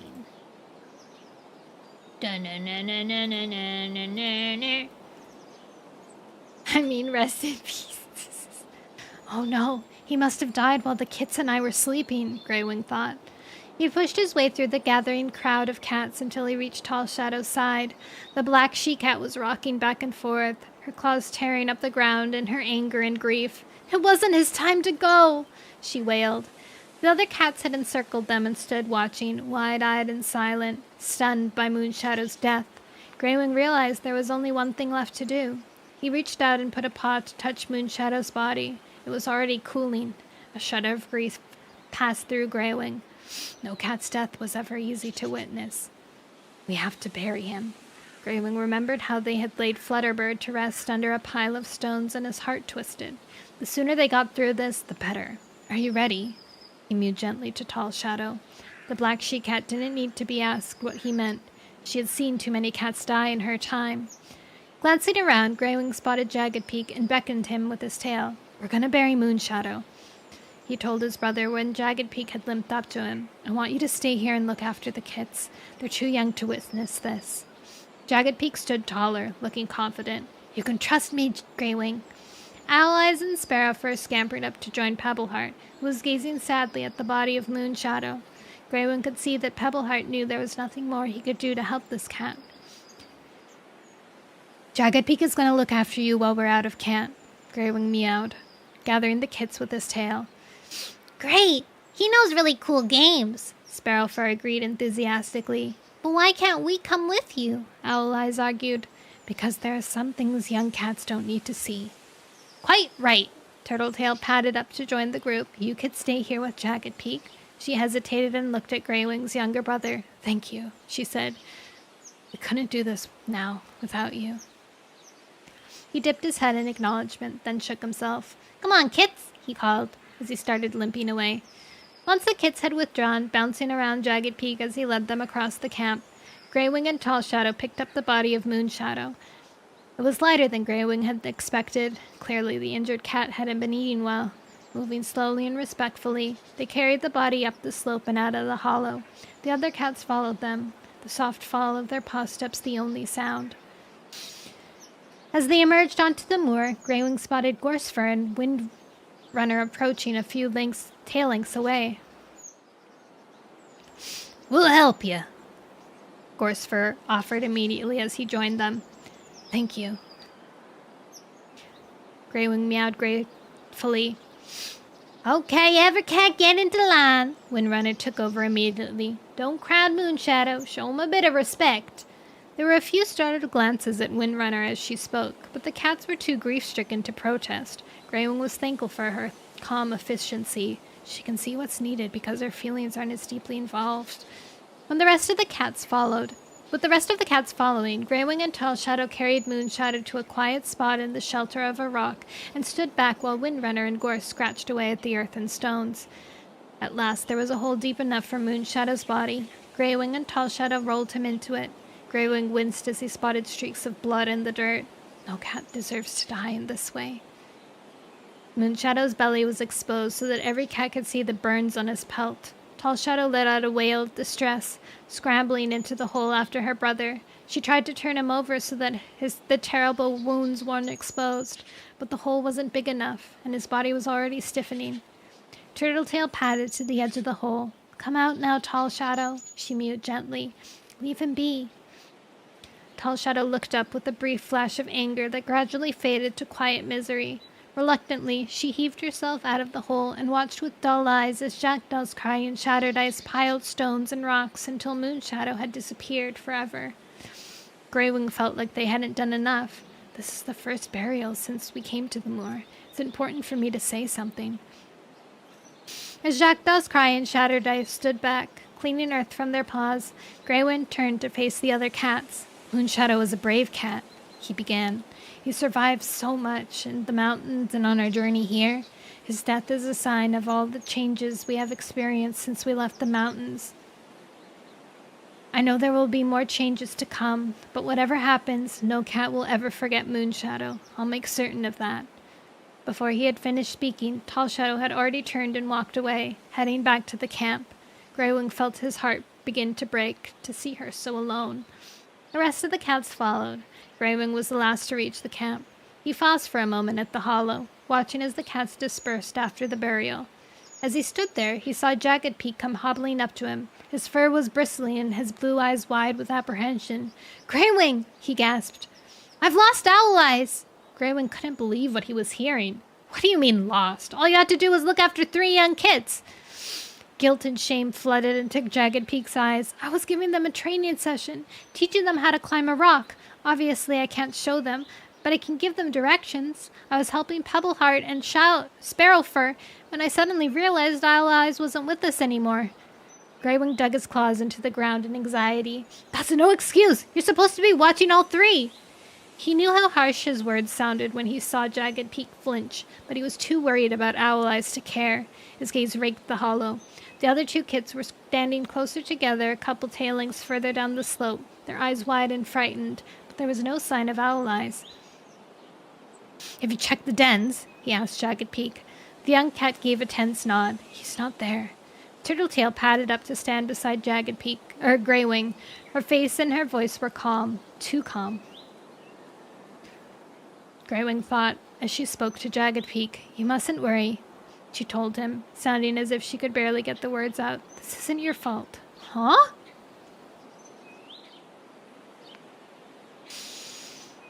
Greywing beckoned with the other kits with his tail.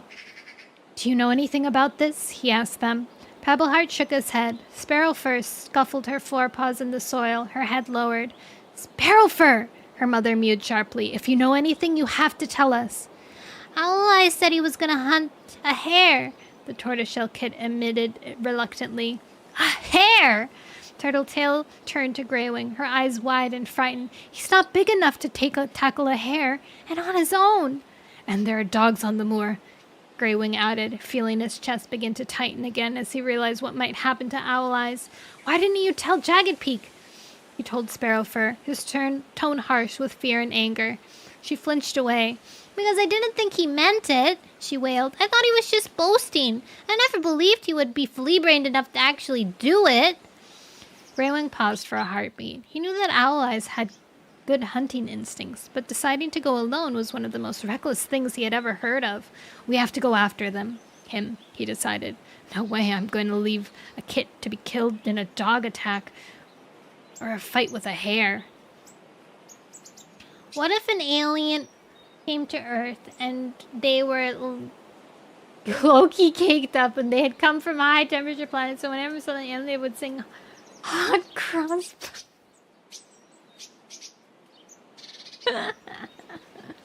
I don't know. That would be something. That would be something else.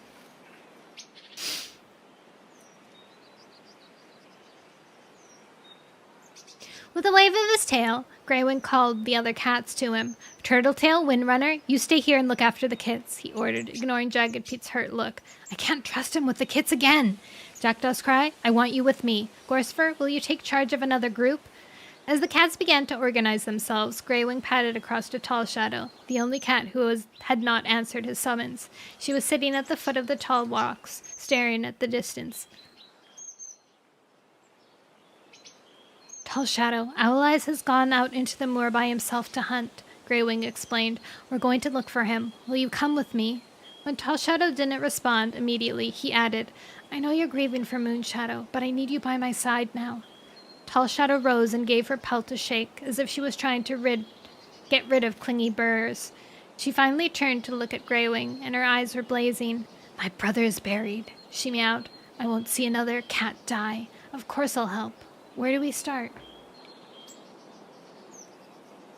Chapter 22. Wait, I'm gonna see how many we have left.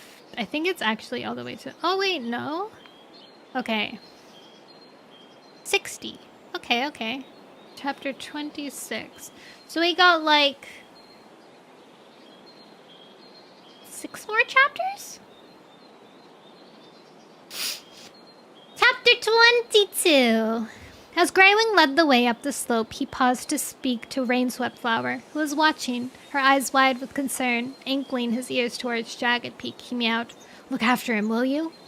Rainswept Flower nodded. Don't worry, Graywing, I will. At the edge of the hollow, Graywing sniffed around until he picked up Owl Eye's scent. This way! He exclaimed, waving his tail to beckon Tall Shadow and Jackdaw's cry. But as the 3 cats headed across the moor, the kit's faint scent was drowned in the reek of dogs. We'll never find him at this rate, Jackdaw's cry muttered. Fear crept through Graywing as if the blood in his veins had turned to snowmelt. Gazing around, he realized how unlikely they were to find the kit he'd come to love as his own before he fell into danger. It could already be too late. He seemed to be going this way, he meowed, setting out in the direction the scent had led.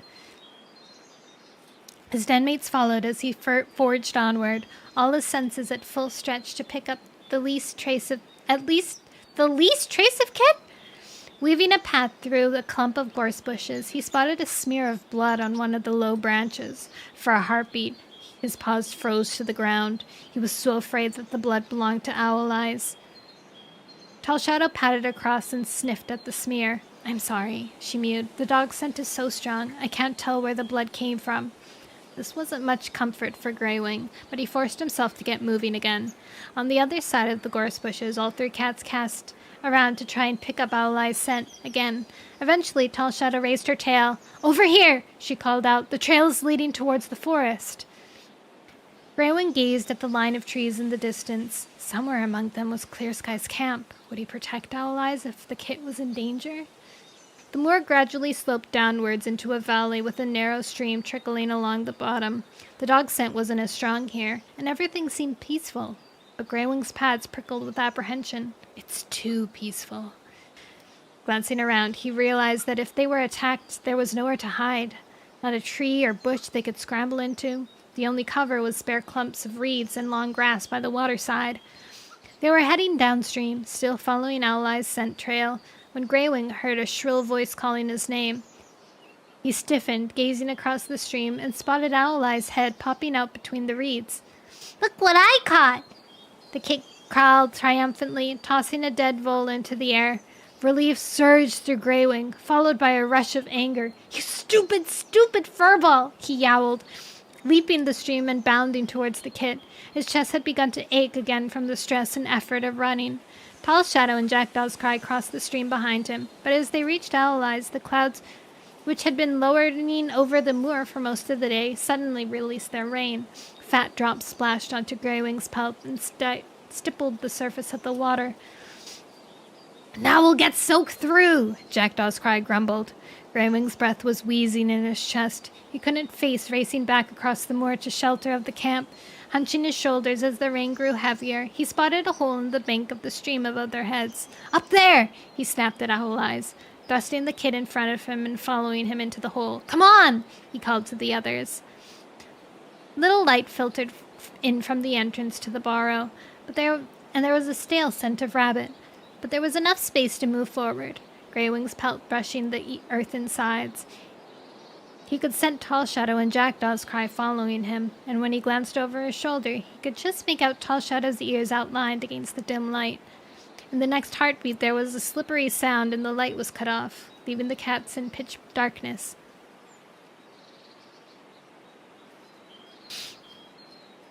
"Oh, what happened?" Greywing called out, feeling his belly clenched with the first stirrings of panic. "The entrance collapsed," Jackdaw's Cry replied, sounding more annoyed than frightened. "The rain must have weakened it." "Then we're trapped," Tall Shadow rasped. Guilt washed through Greywing, as overwhelming as the rain outside. He struggled to catch his breath, knowing that the others would be able to hear his wheezing in the silence. He had never felt so useless in his life. "If it wasn't for my bad chest, we would be halfway back to the camp by now. I'm sorry," he choked out. "I shouldn't have." His voice was trembling too much from his sense of failure that he couldn't finish what he wanted to say. "It's not your fault," Jackdaw's Cry meowed sturdily. "And it's no big deal. All we have to do is keep going. There's bound to be another way out." Greywing began to creep forward, gently pushing Owl Eyes ahead of him. "This is exciting," the little kit squealed, then added, "Mouse dung, I dropped my bowl by the stream." Gradually, Greywing realized that the darkness was giving way to a faint gray light coming from up ahead. At the same time, he began to pick up a strange scent, a strong reek that reminded him of the smell of foxes. Badgers? Though it wasn't quite the same. The fur on his neck and shoulders began to prickle. A few paces further on, the tunnel widened into an open space where the cats could stand side by side and look around. Uh-oh. More than one tunnel led from the center cave where they were. Light was trickling down through a small clinks in the roof, the earth held up by a tangle of roots. The floor of the cave was covered with dead leaves and bracken. Greywing wrinkled his nose at the smell. "This place is yucky," Owl Eyes announced. "I don't like it here." Jackdaw's Cry gave him a gentle cuff over one ear. "It's your fault for running away from Jagged Peak," he meowed. "What were you told about not leaving camp?" "You can't ignore Greywing's order like that, especially when he's our leader and the most respected cat in camp." Even though Greywing knew that Jackdaw's Cry was trying to make him feel better, guilt gnawed at him even more deeply. "Respect? I don't deserve that." But he had the sense to stay silent and not reveal to Owl Eyes how bad he was feeling. "It was just a bit of fun," Owl Eyes protested, "and I did catch a vole." "Fun!" Jackdaw's Cry exclaimed. "You bee-brained kit, you!" "That's enough, both of you," Greywing interrupted. "We need to decide which of these tunnels is the best," he went on, gesturing his tail towards the exits from the cave. "I can't wait to get out. This damp air is making my chest hurt even more." But as he led the way across the cave to the nearest tunnel, there was movement inside. Greywing stared as an animal paused in the entrance. It had black fur and a white stripe down the middle of its narrow head, a wet nose, bright beady eyes, and small ears. Its short legs ended in powerful, blunt claws. Greywing froze with a mixture of fear and curiosity. "What's that?" he whispered. "It's called a badger," Tall Shadow replied in a no-nonsense tone. "I remember Shaded Moss telling me about them. He said they live in groups like us, and they're really fierce." "Oh, God. And we just walked into its den," Greywing realized, struggling to think clearly. He could see that they had only one advantage, speed. This great hulking creature couldn't possibly move as fast as a cat. We're trapped down here, but we have to try to get away. The badger heaved itself out of the tunnel and reared up in front of the cats, opening its jaws to show huge yellow teeth. Run! Greywing screeched. Making sure that Owl Eyes was following, he raced for the next exit tunnel and plunged into it. Almost at once he had realized he made a mistake. They could only go as fast as his breathing would allow, and that wasn't as fast as he would like. I should have let the others go first. I could have faced the badger when they escaped, but it was too late now. The tunnel was so narrow that the other cats couldn't get past him. Thankfully, he realized that after first few tail links, the tunnel opened up into a network with connecting tunnels on either side. Greywing twisted and turned, hoping to lose the pursuing badger. More clinks in the roof let in enough light for them to see his way. Greywing hesitated at a screech of pain behind him, followed by the sound of a scuffle. Some cat is injured, but there was no way he could get back to help. He had to go on. At last, Greywing spotted an irregular patch of light ahead of him and realized that they had found the way out. He forced a last burst of speed from his paws and tumbled into the open. The heavy rain had turned into a thin drizzle. Though through it, Greywing saw that they were close to the edge of the forest. One of the outlying trees was a few tail lengths away. Checking with a swift glance to make sure all his cats were following, he hurled himself at the tree and clawed his way up to the trunk until he could crouch trembling on a branch, his breathing coming out in great gasps. His den mate joined him and shrank back into the cover of the leaves. Greywing gazed down and saw the badger thrust its striped snout out of the tunnel mouth. It raked its surroundings with a glance from its small, malignant eyes, then let out a grunt and withdrew underground. Tall Shadow let out a gasp of relief. It's gone! Owl Eyes, are you okay? Greywing asked. The kit was pressing close to him, shaking with fear. Greywing spotted a scratch down one of his back legs. It was slowly oozing blood. You're hurt, he exclaimed. It was you I heard back there. It's nothing. I'm fine. Owl Eyes mewed bravely, though his teeth were clattering. Jackdaw's Claw flexed his claws. I gave that badger something to think about. Greywing could hardly believe that the kit had been injured while he was still so young.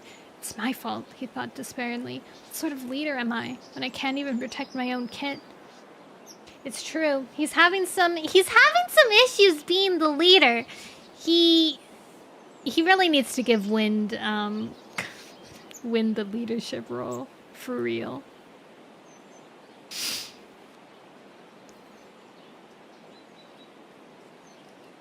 Although I'm guessing what will probably happen is they'll join the clan and then very subtly she'll start taking command.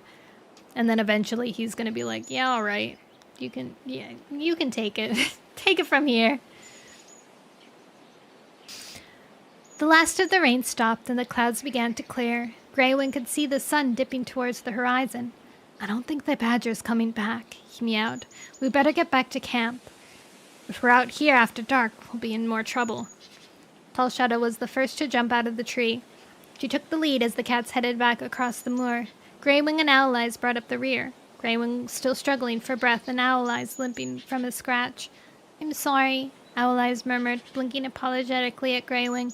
I shouldn't have left the camp on my own like that. Greywing twitched his ears to acknowledge the kit's words, but he didn't have the energy left to speak.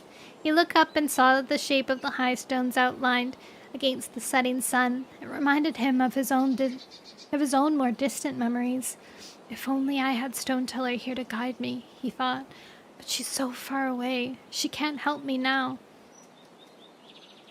As Greywing reached the top of the hollow, he saw his den mates huddled together in the middle of the camp, exchanging anxious meows.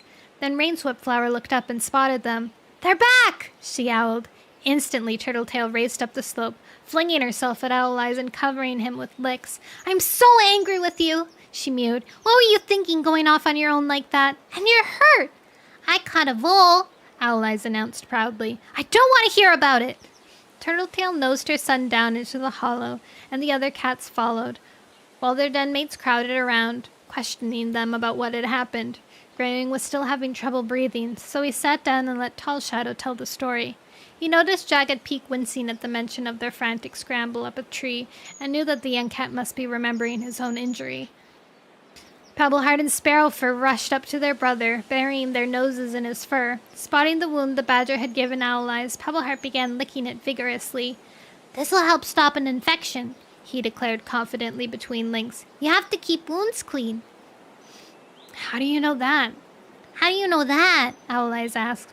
"Cloudspot's told me," the little Tom replied. "He's teaching me all about herbs, too. He says when I'm bigger, he'll take me to gather herbs with him and Dapplepelt." Meanwhile, Greywing realized that Turtletail was giving him a long, hard glance. "How could you have allowed this to happen?" she asked. "This badger could have killed our son." "Me?" Greywing found himself forgetting his vow to never quarrel with Turtletail. "How is it my fault? I went to rescue him. If Owl Eyes hadn't been so disobedient—" His voice trailed off. His chest felt tighter than ever, and he found it hard to breathe. He felt himself swaying. The air sparked in front of his eyes. "That's it!" Turtletail snapped. Through the glitter, Greywing saw her turn to the rest of the cats, and her voice rose above their anxious murmurings. "Look at Greywing! Can't you see how he can barely sit upright? Can you all hear the breathing rattling in his chest? He's ill. Seriously ill. Am I the only cat with eyes in my head?" Her turtle lashed furiously, and she glared at the rest of the group. "If Greywing won't face the truth, I will," she went on. "He needs time to recover. He can't lead this group of cats anymore. He can't—" A roaring gale sweeping through the forest rose in Greywing's ears until he could no longer hear Turtletail's words. His vision began to fade, and he was faintly aware of his body collapsing to the ground. The world shrank to a tiny dot of light and then winked out. That's a nice line. The world shrank to a tiny dot of light and then winked out. Pretty.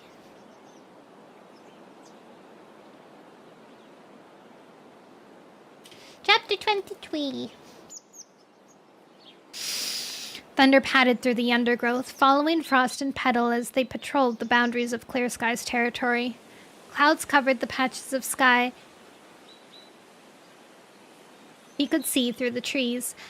The air was damp and chilly, the ground soggy under paw. He winced at the cold touch of water on his pads. He felt more comfortable with Frost and Petal than most of Clear Sky's other cats, but the other cats' caution had an effect on Thunder. Now he didn't know who to trust either.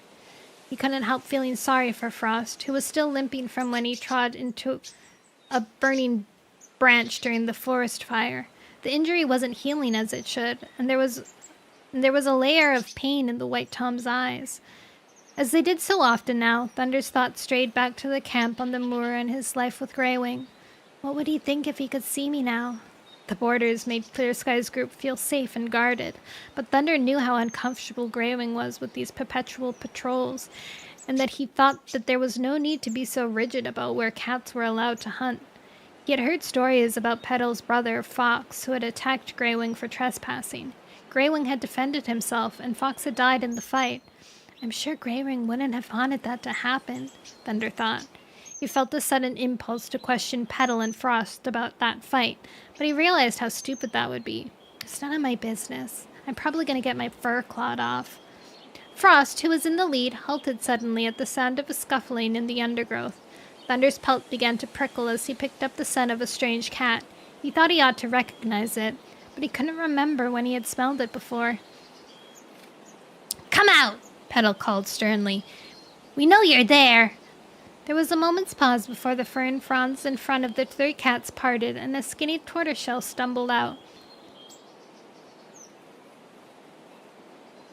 There was a small moment.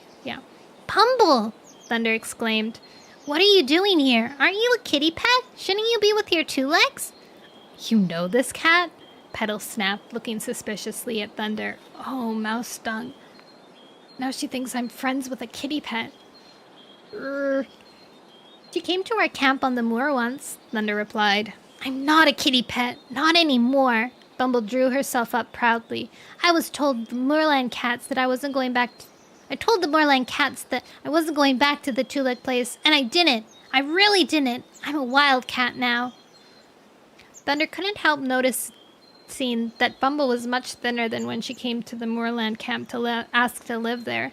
Her ribs were showing, and for all her proud words, the look in her eyes was desperate, and she seemed a bit too insistent that she hadn't gone back to the two-leg place.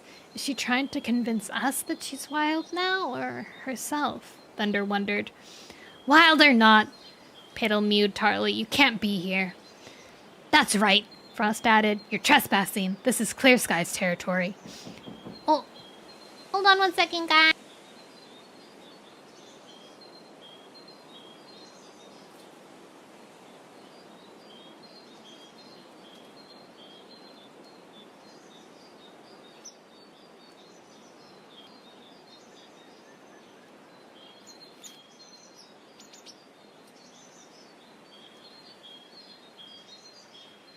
I was delivered a drink. Hibiscus lemonade. Yummy. I'm gonna open it up and drink it right now.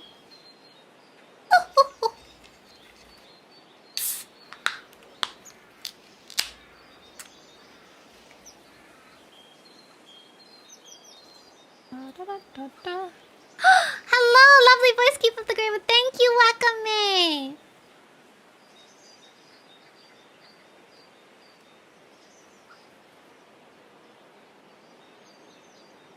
Whoa. This lemonade is like... I can really taste it. Thank you, Pommy. The lovely can ASMR, yes. I can like taste the flower in this lemonade. The leaf.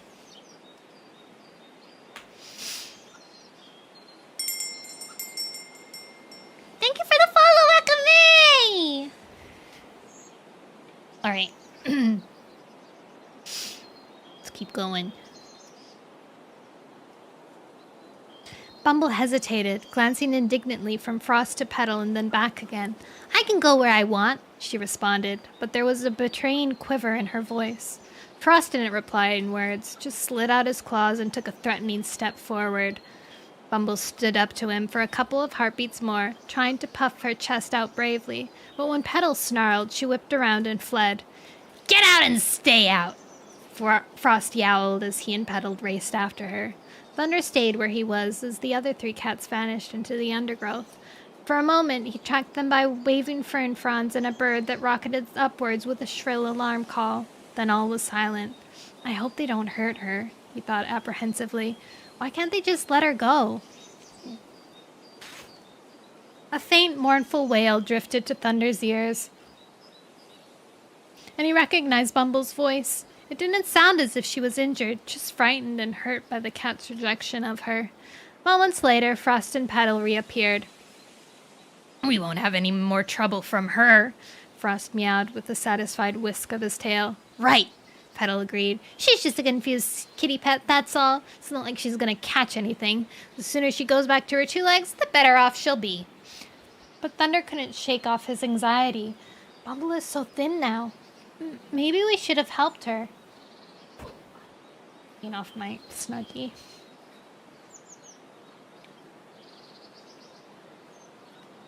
Petal let out a contemptuous snort. No cat helped me or my brother when our mother died. We were only kids then. That must have felt very lonely, Thunder mewed. Petal's eyes hardened. It was lonely, until Clear Sky rescued us.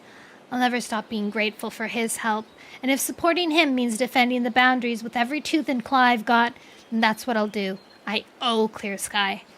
Let's keep going, Frost grunted. As they headed further along the border, the clouds began to clear away and the sun peeped through.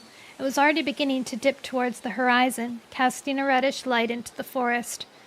We better get a move on, Petal murmured, excitement creeping into her voice. Clear Sky will be starting his meeting soon, and we have to be back in camp. Frost's eyes gleamed. Yeah, no way I'm missing that. Hey, Thunder, do you know what it's all about? Thunder shook his head. The first he had heard about the meeting was when Clear Sky had announced it in the morning. Oh, come on, Petal urged him. You're Clear Sky's son. He must have told you something. No, sorry, he didn't, Thunder responded, feeling slightly disappointed that his father hadn't seen it fit to confide in him. He doesn't share his secrets with me. We'll all find out in good time. Petal rolled her eyes as if she didn't entirely believe him, but didn't question him any further. "What do you think Clear Sky's planning?" she asked Frost. "Maybe he wants to expand our boundaries?" Frost suggested. "Wouldn't it be great to get as far as that hollow with the 4 oak trees?" Thunder was horrified. "That's too far away. How would we ever defend that much territory? And what about all the cats who hunt there now? What would they do?" But he was careful to hide his reaction from Frost and Petal.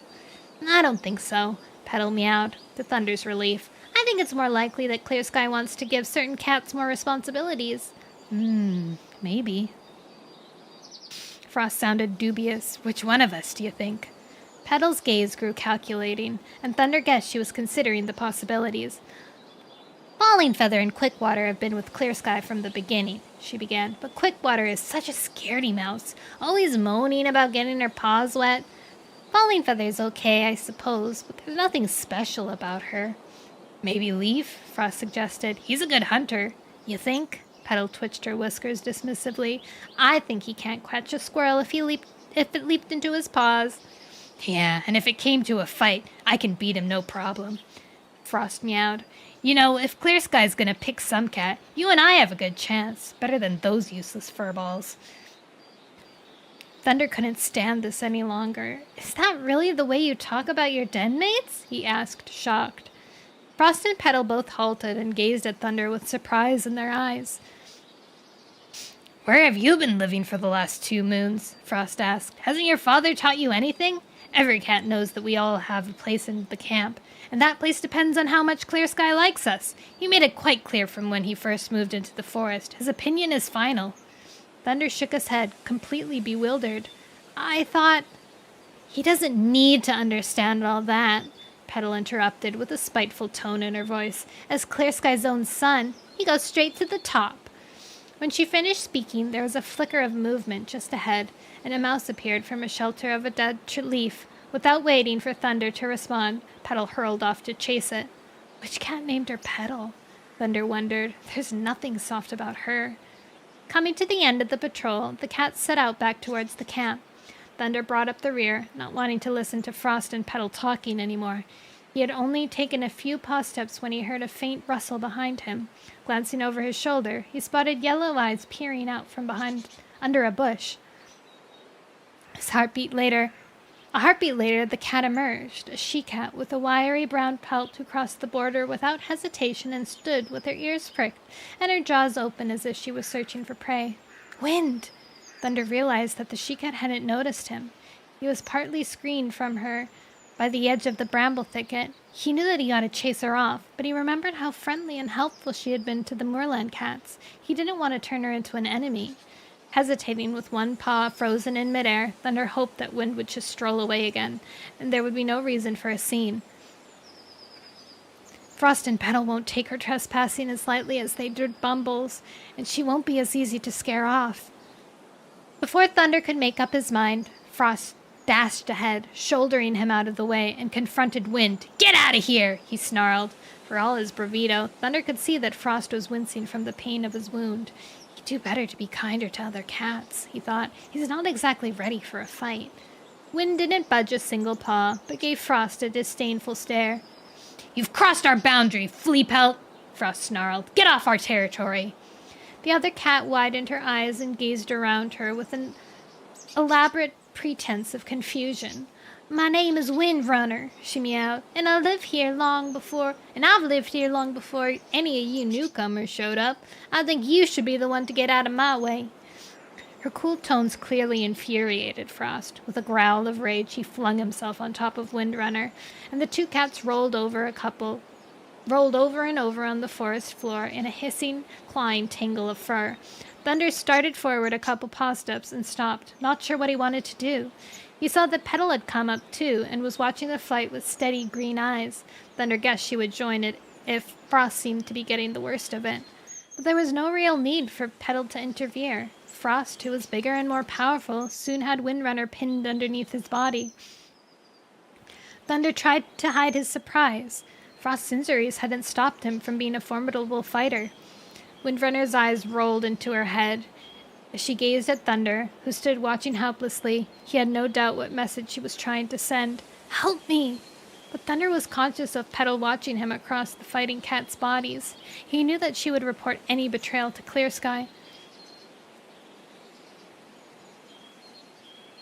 Windrunner saved him from having to decide.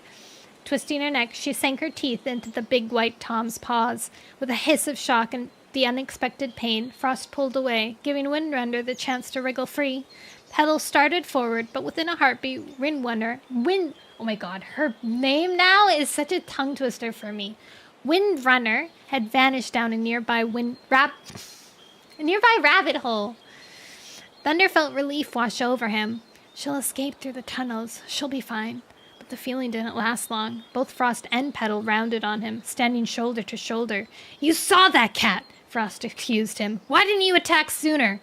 Yeah, why are you even on a patrol if you won't guard the borders? Petal demanded. Thunder didn't try to defend himself. He could easily imagine a fight developing, and he didn't want an account of the incident getting back to Clear Sky. Maybe if I let it go, they won't say anything.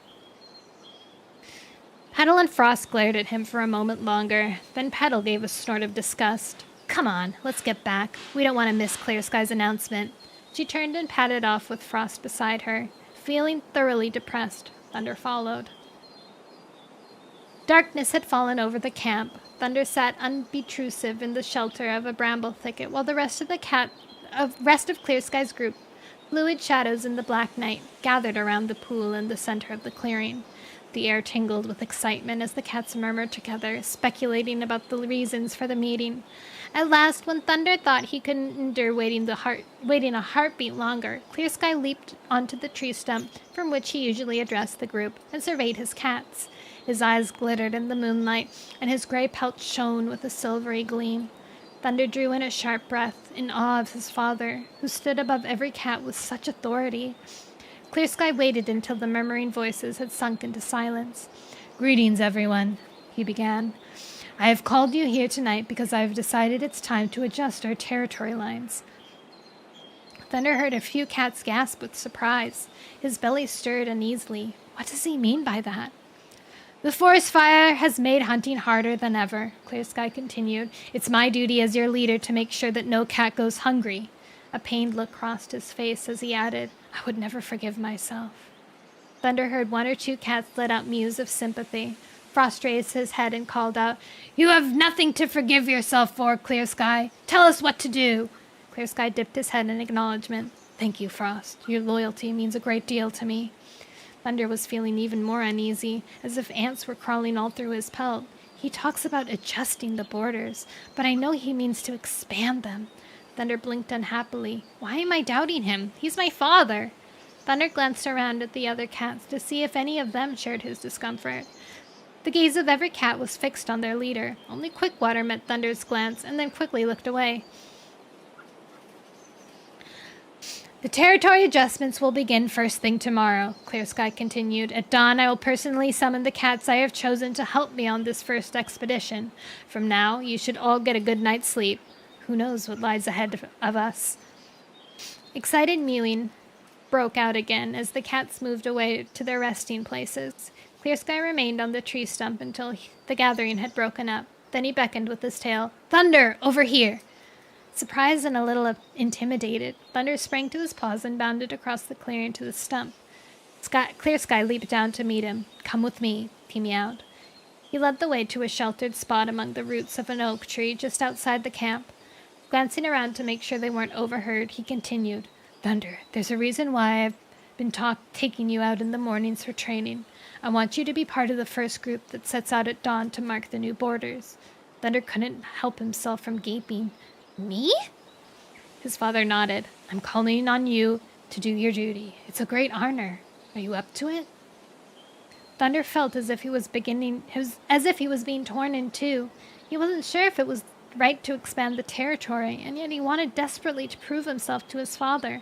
I know the forest needs some time to recover from the fire, he stammered, but I haven't seen any cats struggling to find something to eat.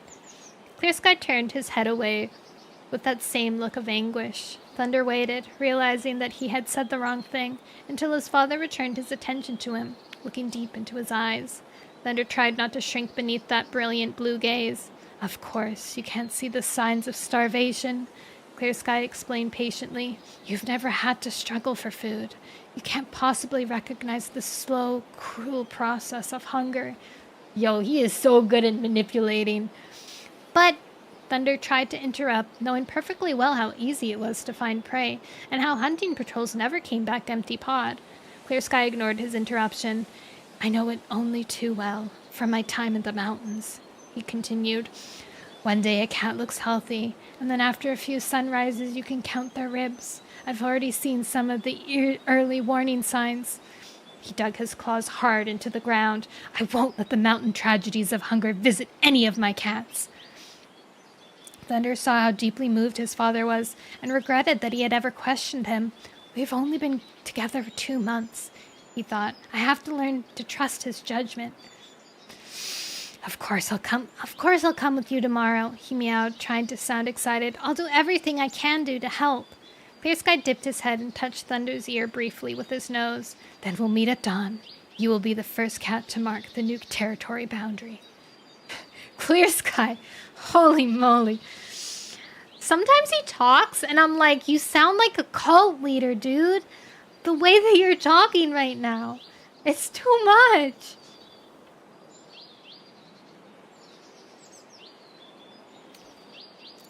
Too much. Oh, the death makes him crazy.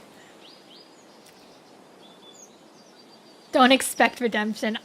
I feel like I wouldn't get redemption. At this point, I don't want redemption. He's just so... He's so much. I don't like him. He was okay at the beginning when he was like bright-eyed, but all of a sudden he feels like he's an entirely different cat, which I guess is the purpose, but dang. Chapter 24. White mist curled through the trees, drenching the grass and undergrowth and striking a chill across Thunder's pelt as he padded through the camp. Clear Sky was waiting for him at the edge of the clearing, his gaze distant, fixed on somebody only he could see. A deeper cold invaded Thunder's body, as if all the blood in his veins were turning to ice. What is my father planning? As Thunder reached his father's side, Clear Sky acknowledged his presence with a nod, but made no move to leave. Thunder sat silently beside him, embarrassment flooding over him as he shifted on his haunches as his belly rumbled with morning hunger. A heartbeat later, a rustle of long grass announced the arrival of Petal. Good, Clear Sky meowed. Let's go. He led the way out of camp and through the trees, heading in the direction of the clearing with the 4 oak trees. Will he try to include that in his territory? Thunder wondered as they crossed the old boundary. But Clear Sky halted at the edge of the stream, still far short of the 4 oaks, its banks edged with lush growth on ferns and brambles. This will be our new boundary, he announced. Thunder, you may have the honor of setting the first scent markers. Thunder heard a derisive snort from Petal, as though she thought the honor should have been hers, but he forced himself not to react. Relieved that for once his task didn't involve fighting, Thunder began working his way along the bank of the stream, setting the markers as he went. Soon he came to a large bramble thicket that grew so close to the water's edge, he had to circle around it to set the markers on the landward side. Clear Sky let out a hiss of annoyance. Can't you get any closer to the stream? He asked. Yes, if I want the thorns to tear my pelt off,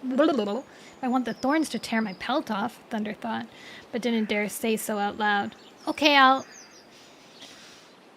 he began, only to break off as a gray and white she-cat leaped out of the thicket in front of him, her lips drawn back in a snarl.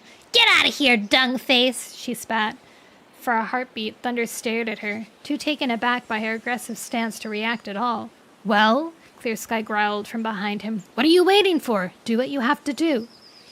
Thunder crouched to spring, but in the same heartbeat, the gray and white cat swiped him hard across the side of his head, throwing him off balance. His ears rang with the force of the blow as he scrambled to regain his paws. A hot flash of humiliation passed through him. Leave this to me, Petal snarled, diving past him. I know this cat. She flung herself on the gray and white she-cat, and the two of them rolled over together at the edge of the thicket, spitting and clawing at each other, paws and tails flailing. The forest echoed with their furious screeches. Thunder managed to stand at last and gave his pelt a shake. He knew he should help Petal, but the two she-cats were locked so closely together that if he had tried to strike, he would have risked injuring his den mate. He started to pad forward uncertainly until a voice made him freeze. "Don't," Clear Sky meowed. "This isn't your fight." Thunder's father was watching the skirmish from a couple tail lengths away. He looked calm, as if he was used to seeing cats grappling together with such ferocity. "Petal has a history with this cat," he explained after a moment. "Her name is Misty. When Petal and her brother were kits and their mother died, they asked Misty for help and she refused. Petal has never forgotten that." "I can't blame her," Thunder murmured. "I might have been a kit if it hadn't... I might have been that kit if it hadn't been for Greywing." Meanwhile, Petal had managed to pin her opponent down. Misty writhed under her paws, her green eyes glaring in rage. Both cats were bleeding from scratches along their sides, and blood was trickling down Misty's muzzle. "This is our territory now," Petal hissed. "Get out of here, and no cat will hurt you." "No chance, mange pelt," Misty snarled. Heaving herself up, she threw Petal off and jumped on top of her. Her teeth snapped as they met Petal's ear. Petal let out a shriek, lashing out with her hind paws, but she couldn't make contact. "Fox stung!" Clear Sky bounded forward and flung himself into the battle, thrusting Misty aside so that she let go of Petal. Between them, they pinned Misty down again, with Petal laying across her hindquarters, and Clear Sky kept one paw clamped on her shoulder while the other was raised to strike her throat. "Give her a chance to leave," Thunder gasped before the killing blow could fall. Clear Sky flicked him a gaze. "She had the chance. Will you leave quietly?" he asked Misty. "Never!" the gray and white she-cat replied. She surged upward, her teeth bared, and the claws of one of her free paw aimed at Clear Sky's face. But Clear Sky was faster. His claws tore at her throat and sank deeply through her pelt. Blood gushed out, bubbling as Misty tried to yowl the last few words. Then she fell back, limp, her body splattering over the grass and brambles. Okay.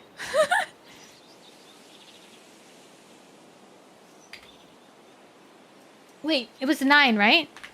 Okay. Yay! Double digits! Wakame, this is for cozy just to make... Yeah! Protect voice good. Thank you, May.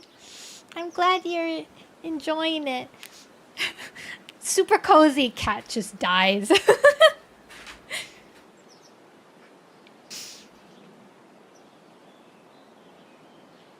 Let's see. No, she's gonna die. Never! I mean, I guess she was... Maybe she just... I don't even know what was going on in her head. Pride? Something? But she was up against... She had 3 cats there and she didn't back away. There was no way she would think... There's no way she would think that she could beat all 3 of them. That's a little crazy for her. Clear Sky stepped back. Cat death might not be cozy. Yeah. Thank you for the follow, Barcode.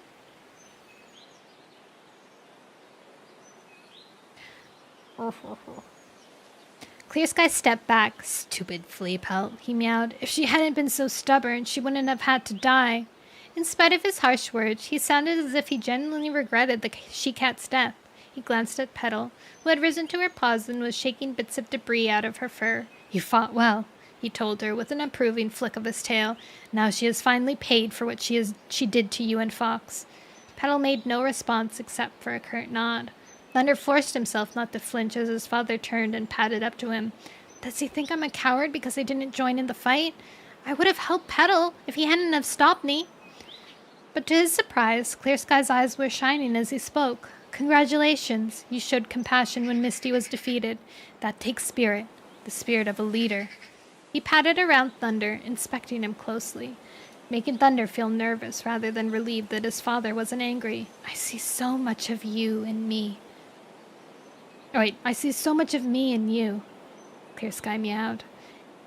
Thunder felt every hair on his pelt begin to rise with the tension. Why does it feel like he's threatening me? Craywing trained you well, Clear Sky continued, coming to stand in front of Thunder, but I will make you a leader. You've shown promise today. Now, let's get on with marking the new boundary. Petal, he added, pointing with his tail. You can go that way. Right. Petal bounded off upstream without a backward glance at her enemy's body.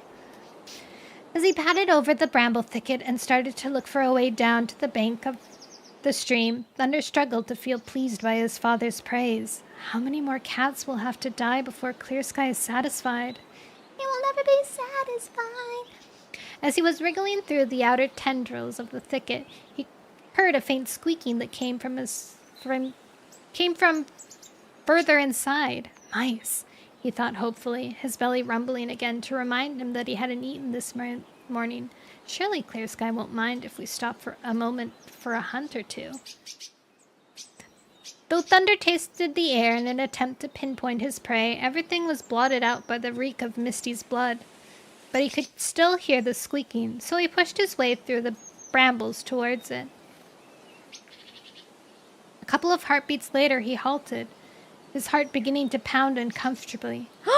Lying in a nest of bracken among the brambles. Oh! She was protecting a nest! Their tiny jaws gaping as they let out shrill cries were two tiny kits.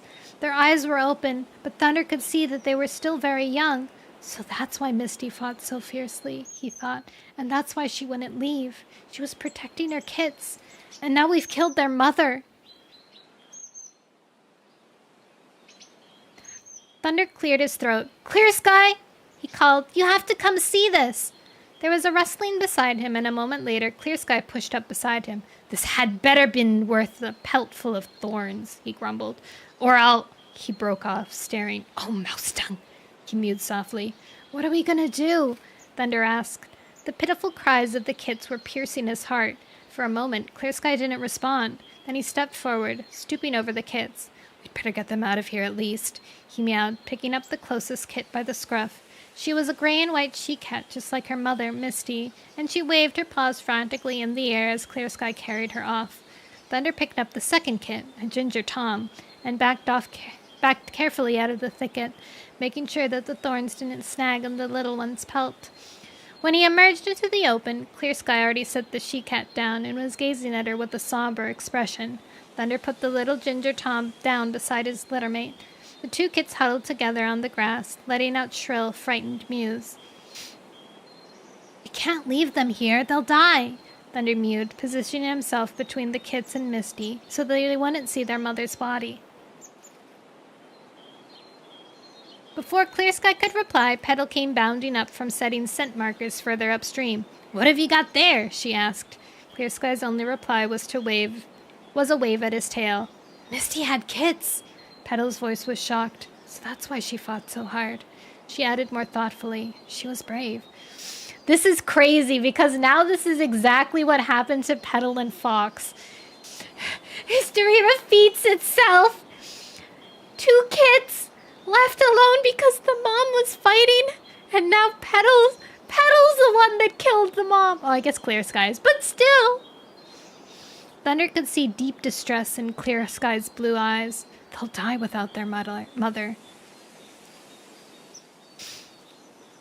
He mewed. Perhaps we should kill them quickly so that they don't suffer. No! Thunder let out a yowl of protest. Then what do you suggest? Clear Sky asked. There's no she-cat with milk that I know of. Petal stepped forward, placing herself between the kits and Clear Sky. I will look after them, she asserted. Clear Sky stared at her. But Misty was the cat who rejected you and Fox when you were kits. And now Misty is dead, Petal retorted. These kits haven't done me any harm. I'll take care of them, because I know what it feels like to be a helpless kit with no cat to give me food or warmth or teach me how to live. Thunder gazed wonderingly at the yellow tabby she-cat. He had always thought of Petal as hard-bitten perhaps because of her brother Fox's death. He would never have expected her to show so much compassion for the kits of her enemy. I'll help you, he blurted out. I'll hunt for you while you look after the kits. Petal dipped her head. Thank you. You can help me now by carrying one of them back to camp. Stooping over them, over the squirming, terrified kits, she murmured, "Don't be afraid, little ones. You shall soon have a warm nest and something to eat." She picked up the little she-cat, her teeth meeting gently in her scruff, and headed for the camp without a backward glance at Clear Sky. Thunder hesitated, not knowing how his father would react. But Clear Sky merely shrugged. "Go on," he meowed to Thunder. "Do as she says." Thunder picked up the tiny ginger tom and followed Petal. As he brushed through the undergrowth, keeping the soft waving paws just clear of the grass, he couldn't rid his mind of the picture of Misty, lying dead with her blood pooling around her. She didn't have to die, he thought sorrowfully. Clear Sky doesn't need all this territory. If we hadn't come here, none of this would have happened. And would he really have killed these kids if Petal hadn't offered to take them? Horror filled Thunder, a cold, creeping fungus, as he realized he didn't know the answer to that question. Yikes. That's rough. Chapter 25. Greywing stretched luxuriously. Greywing stretched luxuriously in his nest of moss and bracken and finished the last mouthfuls of the portion of young hare Hawksswoop had brought him. The sun was rising over the moor and he let the warm rays soak into his pelt. The sky was a pale clear blue, with scarcely a wisp of cloud. The cats are doing a fantastic job pulling together while I'm ill, he thought, and they're being so good to me. If only it didn't make me feel so useless. He spotted Lightning Tail dragging a rabbit across the camp towards him, and reflected on what a fine hunter the young cat was becoming, but he can hardly manage the weight of his prey. Raising to his paws, Greywing padded over to Lightning Tail and helped him carry the rabbit onto the center of the camp, where most of the cats were gathering around prey brought in by Rainswept Flower and Shattered Ice. All of them drew back and let him eat first. "Oh, go ahead," Greywing meowed, gesturing towards the rabbit with its tail. "I've already eaten." The portion of the hare was all he could manage. His appetite still hadn't returned, although it had been several days since the badger attack. As Acorn Fur wriggled into the group beside her brother and the rest of the cats tucked in, Greywing noticed that Turtletail was watching him from the other side of the camp. He had never seen her so angry or upset as when he came back to the camp with Owl Eyes. "She said I wasn't fit to lead," and she was right. She was only now beginning to soften towards him again. Fresh misery pulsed through Greywing. "I never meant to make Turtletail unhappy." Then he gave his pelt a shake, forcing himself to be more hopeful. His breathing had been much better since he had been forced to rest. "Soon I'll be chasing mice again, and I know Turtletail was only angry because she cares about me." As he let his gaze rest on Turtletail, Greywing felt a small paw prodding him in the side. He looked down to see Pebbleheart standing beside him, his eyes wide and troubled. "What's the matter?" Greywing asked him. The kid pressed against his side. Greywing could feel him shivering. "I had another dream," he whispered. "What kind of dream?" Greywing let his tail rest gently over Pebbleheart's shoulders. "Was it the fight again? Or the long dark tunnel?" Pebbleheart shook his head. "No, worse than that. There's something bad at the edge of the forest. Something very bad. I think some cat ought to go and look." Puzzled, Greywing studied his son. The kid obviously believed every word he was saying, but Greywing wasn't sure he could ask cats to go and investigate so close to Clear Sky's territory on the basis of a kit's dream.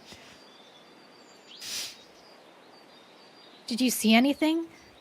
he began, only to break off as Windrunner raced over the top of the hollow with Gorsefur at her shoulder. She bounded down into the hollow and scampered up onto the tall rock. The other cats slowly gathered around her. Jagged Peak was gazing at her with hero worship in his eyes. Ever since Owl Eyes had run off, Jagged Peak had kept his distance from the kits.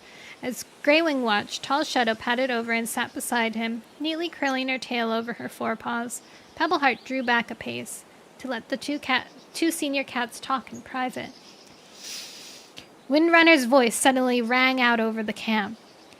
Can all cats gather round the tall rock for a meeting?" Greywing felt a twinge of anxiety in his pads. Since when is Windrunner called meetings instead of me or Tall Shadow? And since when did all the cats obey her like this?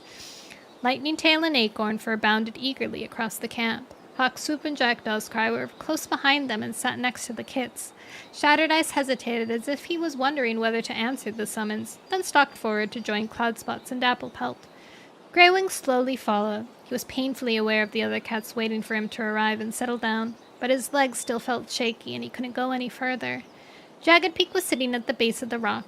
Turtletail was close to him, and Greywing noticed that she was giving Windrunner a long, hard stare.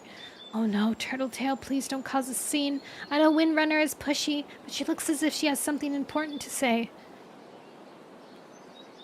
As Greywing reached the group of cats, Windrunner gave her pelt a shake as if she was saying, "At last! Now we can get on."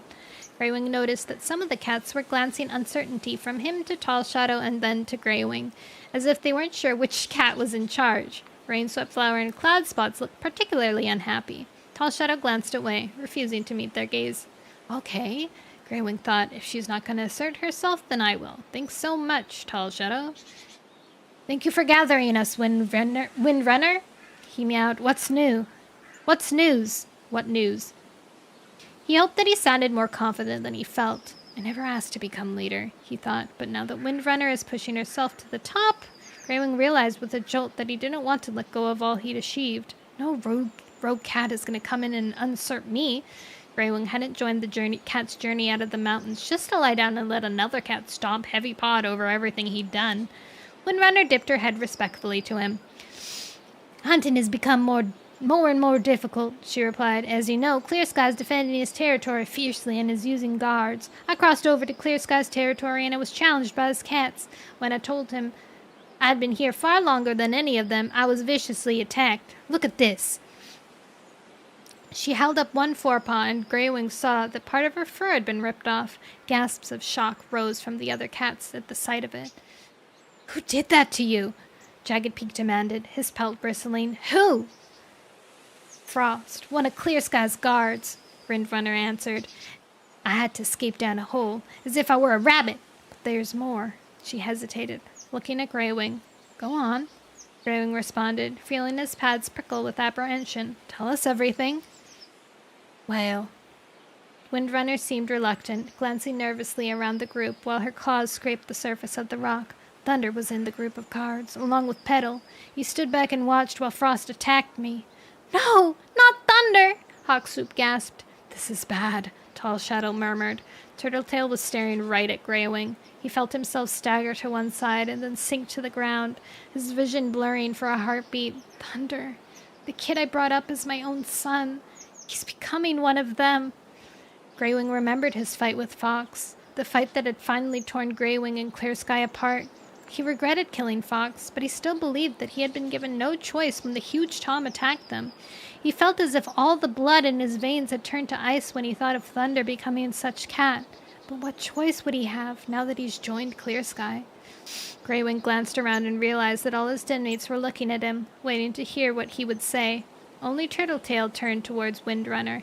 Are you sure? She asked. It's so hard to believe that Thunder. If you don't believe me, Windrunner interrupted, perhaps you'd like to see where Gorsefur and I buried Misty. Who's Misty? Greywing felt his apprehension growing at the mention of another dead cat, but he made himself keep quiet and let Windrunner tell her story.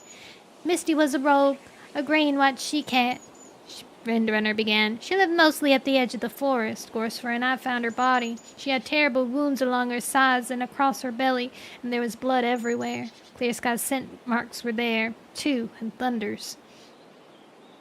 He's expanded his territory once again, Gorsefur added, raising his voice to make himself heard above the horrified exclamations from the other cats. And this time he had to kill a cat to do it. Screeches of outrage and distress rose from the other cats. Jackdaw's Cry and Shattered Ice leaped to their paws and began to pat around, quickly joined by Rainswept Flower and Dapplepelt. Shocked and appalled, the cats huddled together in small groups. The meeting was beginning to break up in disorder. Wait! There's more! Windrunner yowled, raising her tail for silence. Misty had 2 kits. Gorsefur and I searched all around Misty's nest, but we couldn't find them. They were gone. Either Clear Sky killed them too, or they wandered off when their mother was killed, and they're far too young to survive alone. I like that she didn't even consider that they could take it. They would have taken them in. Don't you see? She went on, her voice tight with fury. Clear Sky's extending his territory, and he doesn't care what he does to make it happen. If we don't act fast, we'll lose everything we've ever had. We can't trust any cat, not even Thunder. Everything we've ever had? Windrunner's words jolted Greywing. Since when did Windrunner help us escape from the mountains or set up this camp? He sat in stunned silence, his exclamations of pity and outrage erupted all around him. Killing kits! That's the worst he's ever done, Turtletail exclaimed. And what are we gonna do? Shattered Ice asked, desperately trying to shut out the sounds of panic and rage. Greywing turned to Pebbleheart, who had followed him to the rock and was crouching close to his side again. Is this the bad thing in your dream? He asked. Pebbleheart's eyes were filled with horror at what he had heard, but he looked puzzled, too. No, he responded. I'm not sure, but I don't think the bad thing has happened yet. Greywing shook his head in confusion. He wanted to believe the kid, but he couldn't imagine what Pebbleheart's dream might have meant if it wasn't about the death of a she-cat and her kits. Another bad thing in the forest. Where will it end? When Greywing had been talking to Pebbleheart, the caterwauling had died away. Jackdaw's Cry's voice rang out strongly. We need a leader! Greywing looked up to realize that the cats were all focused on Windrunner, who was still standing on top of the rock. Even Tall Shadow was glancing uncertainly from Greywing to the brown she-cat. Greywing wasn't sure what to do. He was acutely aware that he still hadn't recovered completely from his illness, and Tall Shadow was staying on the outskirts of the group, clearly unwilling to take the leadership again. But do we really want Windrunner as our leader? A cat who was a rogue until a few sunrises ago? Oh, so they did technically invite them in.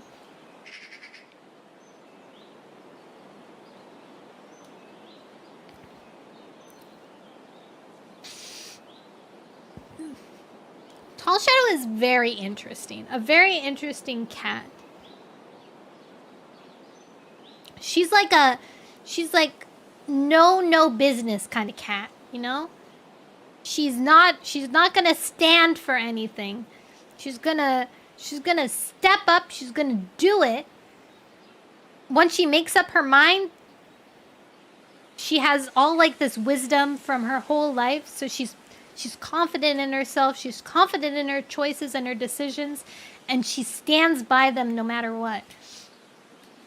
So, and like clearly she's around a whole bunch of other cats that aren't as experienced as her. So when she suggests something, they're like, wait, she's right. So it's kind of like, you know, giving her a little bit of a power trip. She's still being respectful, but also very pushy.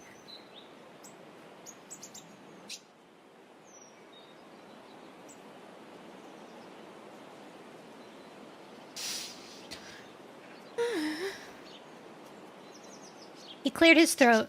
Tall Shadow, what do you... he began. Windrunner interrupted him, speaking to all the cats who were gathered around her. She wasn't even looking at Greywing. I suggest taking a patrol to talk to Clear Sky, she meowed. We need to find out what happened to those kids. Yowls of agreement came from the surrounding cats. If he killed them, I'll rip his pelt off, Shattered Ice threatened, digging his claws into the ground. I'll help you, Jackdaw's Cry agreed. Greywing knew that he had to take control. Good idea, Windrunner, he mewed, raising to his paws. Will you and Gorsefleur come with me? And I'll take Turtletail and Cloudspots too. Turning to Shattered Ice and Jackdaw's Cry, he added, Not you two. There'll be no pelt ripping until we found out exactly what's going on. We know what's going on, Shattered Ice growled, but to Greywing's relief, neither he nor Jackdaw's Cry challenged his decisions. Good, you insisted on making me the leader, so let me lead. Greywing bent his head to speak quietly to Pebbleheart. I'll keep an eye out for the bad thing. Now find your brother and sister and don't worry. I'll look after them, Rainswept Flower meowed, sweeping her tail around Pebbleheart and leading them away. Good luck, Greywing. Turtletail followed for a few paces. Goodbye, kits, she mewed, touching them each on the head with her nose. Behave yourself for Rainswept Flower. I'll be back soon. Then she turned and hurried back to Greywing. Greywing glanced around at the cats in his patrol. They were all pressing closely around him, their eyes eager. Right, he snapped. Let's go. Let's go! The sun was rising higher as Greywing led his cats across the moor. Ahead of them, the forest was a rustling green wall. The breeze carried scents of heavy green growth and prey. Once he got going, setting the pace at a steady slope, Greywing found that his breathing was easy and he didn't have any pain in his chest. Maybe I'm really over this at last, he mewed to Turtletail. His mate twitched her ears. Oh, first time it's called mate. Let's hope so, but don't you dare hide it from me again. Greywing was leading his patrol towards the edge of the forest nearest to Clear Sky's camp. As they drew closer, his senses were alert for anything that might explain Pebbleheart's dream. I trust him, he realized. Pebbleheart is going to be an extraordinary cat. They passed the first of the outlying trees and plunged into the undergrowth. As lush ferns brushed against his pelt, Greywing was watching for any signs of Clear Sky's guards, but nothing halted their progress until an eerie shriek rose up in front of them, splitting the peaceful morning air. That was a cat! Turtletail gasped. This way! Windrunner took the lead, racing towards the sound. The shriek wasn't repeated, but as he bounded after Windrunner, Greywing could hear the faint noise of a cat in pain. He began to pick up the scent of fox. Is this Pebbleheart's bad thing? He asked himself. Fear of what he was going to find throbbed within his heart. Windrunner led the way between two oak trees and vanished into a clump of ferns. As the patrol burst through after her, Greywing found himself in a small clearing. In the middle of a circle of trampled grass, a skinny tortoiseshell cat lay splayed out, blood trickling from a wound all over her body. Wounds all over her body. Bumble! Turtletail exclaimed. Oh no! Outstripping Windrunner and Greywing, Turtletail raced across the clearing and flung herself down beside her friend. Bumble, we're here now, she mewed, pressing her nose against Bumble's shoulder. We'll help you. Greywing and the others padded across to stand beside the injured cat. The reek of fox was overwhelming now, drowning all other scents. Bumble's eyes were half closed and her breath came in shallow pants. Her glazed eyes were fixed on Turtletail. Cloudspot pushed forward and began to examine Bumble's wounds. Greywing could see that there were slits down her belly and sides that were slowly leaking blood. Though he didn't have Cloudspot's skills, Greywing guessed that none of the wounds alone would have killed her. But there were so many, and she was losing so much blood. It was clear she was dying. Cloudspots looked up at him and gave a tiny shake of his head, confirming what Greywing already knew. There's nothing I can do, he murmured. This is beyond the power of any healing herbs. Turtletail shot him a grief-stricken look and began licking her friend's wounds with a soothing murmur as if she were tending to her kits. Greywing bent his head close to Bumble's. Who did this to you? He asked. Was it a fox? Bumble opened her jaws to reply, but she was so weak that only a faint sigh came out. I'm picking up another scent here, Cloudspots muttered. Another cat. Greywing tasted the air carefully, trying to distinguish other scents beyond the stink of fox. At once he realized that Cloudspots was right. Horror and disbelief broke over him like an avalanche of snow as he recognized the cat's scent that clung to Bumble's fur. Clear Sky, he gasped. Yes, this is Pebbleheart's bad thing, no question. Cloudspot's eyes widened and he took another sniff. You're right, he meowed. I know you're right, and I still can't believe it. I can, Windrunner responded grimly. She began to sniff around the circle of trampled grass. It looks like as if there was a fight here. Oh, so Clear Sky did this to Bumble. So Clear Sky did this to Bumble. There was a sick look in Gorsfur's eyes. She's just a poor, pathetic kitty pet. Don't insult her! She's already dead! And dying! She's just a poor, pathetic kitty pet. What could she have done to deserve this? Maybe he didn't. Greywing protested, desperate to believe that his brother could be innocent. There's all this fox that... Don't try to defend him, Turtletail interrupted, springing to her paws. Which cat has been determined to expand his territory? Never mind who gets hurt. Clear Sky! And now he's attacked poor Bumble. Her voice choked and she crouched beside her friend again.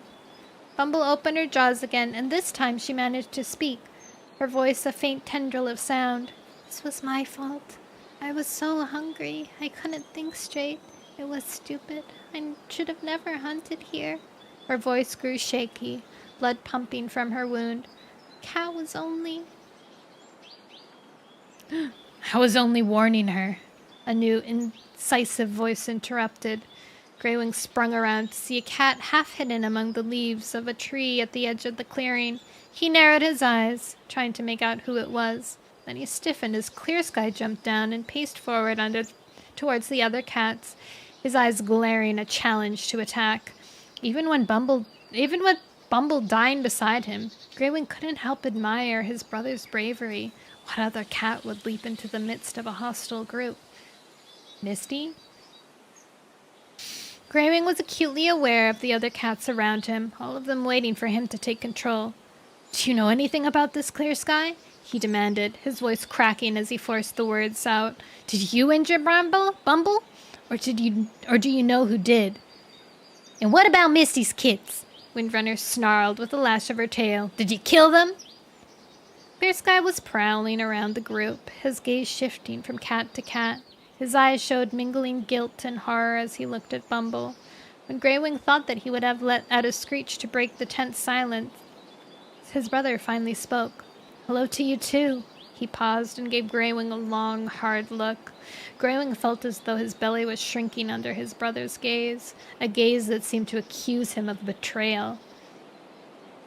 Petal is caring for Misty's kits, Clear Sky went on. They're fine. As for this cat, he angled his ears towards the dying Bumble. What do you think? He looked around the group, and now it was impossible to read his expression. Do you believe I'm capable of this? Greywing's den mates all eyed one another nervously, as if none of them wanted to be the first to answer. Taking a deep breath, Greywing drew himself up. No, he meowed. I don't believe it.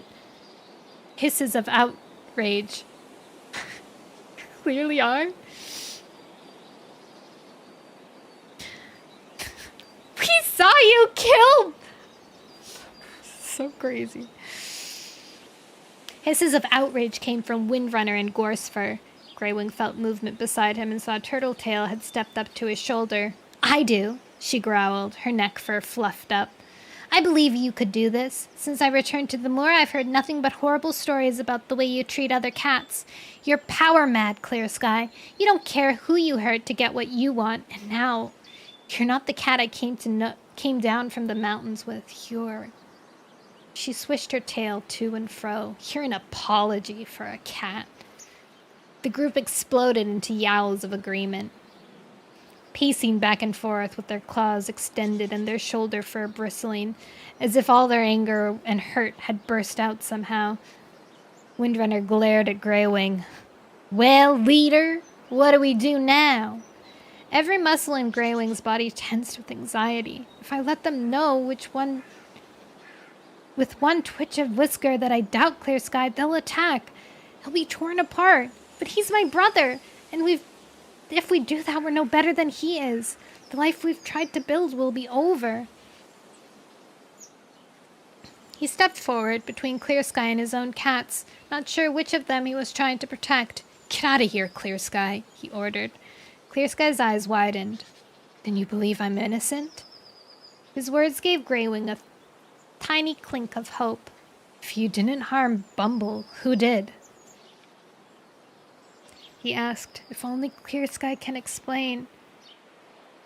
This kitty pet was hunting here, in the new part of my territory, Clear Sky began, speaking more quickly now, as if he was glad of the chance to tell the others what had happened. Greywing heard a low growl from Windrunner, but to his relief, she didn't interrupt. This is no time to start arguing about boundaries. I wanted to give her a warning, Clear Sky went on. Nothing too painful, just a little cuff around her kitty pet ear. How was I to know she was so weak from hunger that she would faint? But I could see her paws twitching, and I knew she would come around soon. So I left her and headed back to camp.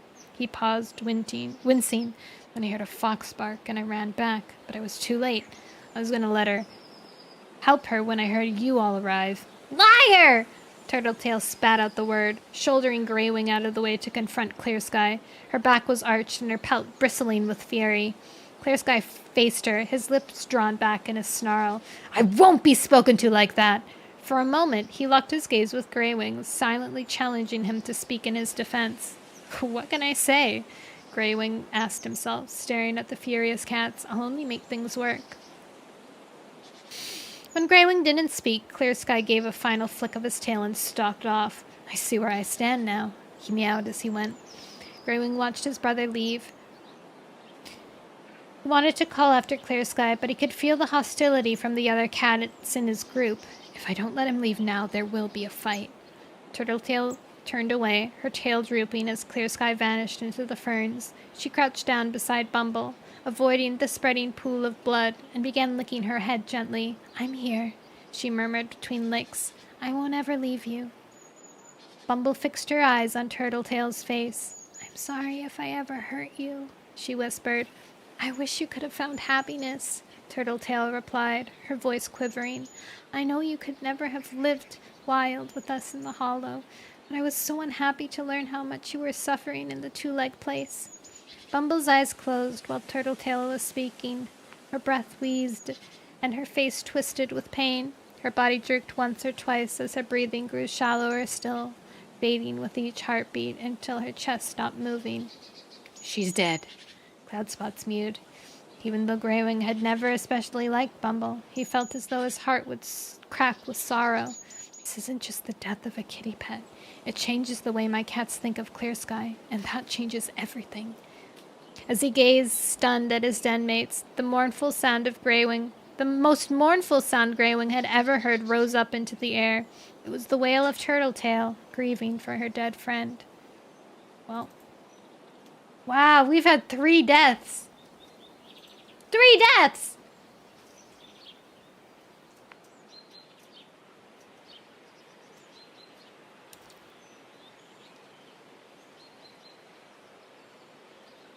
I think we're almost done.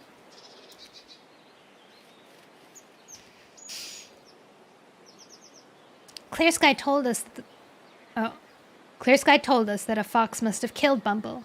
There were certainly foxen all around the clearing. Greywing stood on the tall rock at the end of the hollow, with his cats gathered around him. He was coming to the end of the story of what the patrol had found when they were out in the forest. It only gets worse? And do you believe him?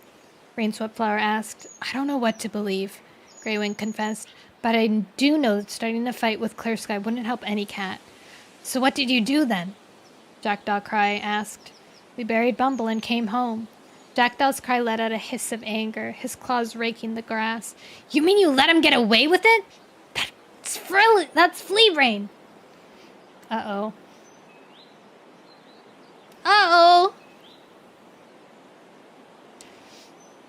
That's what I told him. Windrunner looked just as furious, her tail lashing. Good night, Catty. Sleep well.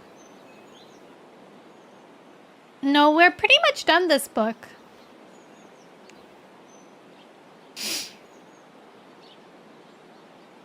Clear Sky just think we're weak. Is that what we want? No! Jagged Peak yowled. Shatter Ice and Jackdaw's Cry echoed him. Now, wait a moment. Tall Shadow rose to her paws and padded into the middle of the group. What would be really flea-brained would be to attack Clear Sky when we're all worked up about Bumble's death. After all, she was only a kitty pet. She was my friend, Turtletail flashed. I know. Tall Shadow's voice was calm. All I'm saying is we need time to think. And suppose Clear Sky won't give us time, Windrunner challenged her. Greywing realized he had to intervene. He was relieved that Tall Shadow was recovering some of her old leadership skills, and she deserved his support. Tall Shadow is right, he meowed. We'll wait, and starting tomorrow we'll send out extra patrols towards the forest so that we can keep an eye on Clear Sky. He locked glances with Windrunner, half expecting her to agree, but after a moment's pause she gave him a reluctant nod. I think that meant to say half expecting her to... argue, not agree. Half expecting her to argue. Greywing was glad to see that the other cats were calming down, too. He leaped from the rock and padded over to Tall Shadow. Thank you for that, he mewed. You said exactly the right thing. Tall Shadow dipped her head. Should we talk about this? She suggested. With a murmur of agreement, Greywing led the way to the shelter of a gorse bush. The sun had set over the moor, but the sky was still streaked with scarlet. Some cats had obviously been out hunting while Greywing's patrol had been away, and a pile of prey lay at the bottom of the hollow.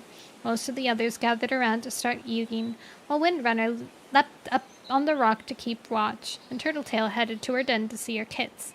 Tall Shadow, what do you think we should do now? Greywing asked. The black she-cat thought for a moment. Greywing noticed that she was looking more energized, more like the leader she had once been. She doesn't have to worry about Moonshadow any longer, and she knows as well as any cat that we have to deal with Clear Sky.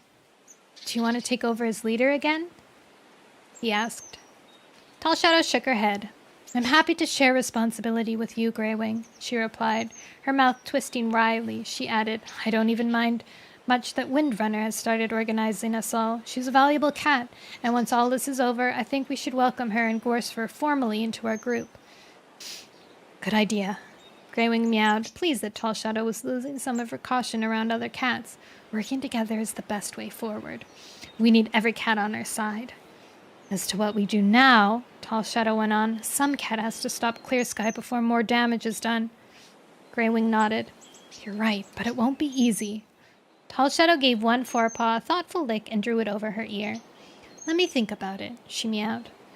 Fighting off a sense of foreboding, Greywing patted down to the prey, chose a part of a hair, and carried it up to Turtletail's den to share it with her and the kits. Turtletail was sitting at the entrance to the tunnel, her paws tucked neatly under her. The kits were sleeping behind her in a heap of fur. Are they okay? Greywing asked as he set the prey down in front of her. Turtletail sighed. I think they are now, but they were upset when I had to tell them that Bumble is dead. Pebbleheart in particular took a long time to drift off. Greywing glanced at his mate, faintly surprised at the note of accusation in her voice. I didn't make any of this happen, he mewed. We could have never accepted Bumble into our group. She wouldn't have been able to cope. Turtletail's shoulders sagged. I know, she murmured, her voice so full of grief that she could hardly get the words out. I believe you, Greywing. I know this isn't your fault. It just broke my heart to see her lying there, bleeding. I wish things could have been different. Greywing pressed himself close to her side and covered her ears with comforting licks. I'm sorry you're hurting, Turtletail, he murmured. You and the kits are the most important things in my life. I never dared hope for such happiness. Kamikaze! Oh my gosh! Hello! Welcome! I missed you. I hope you're well.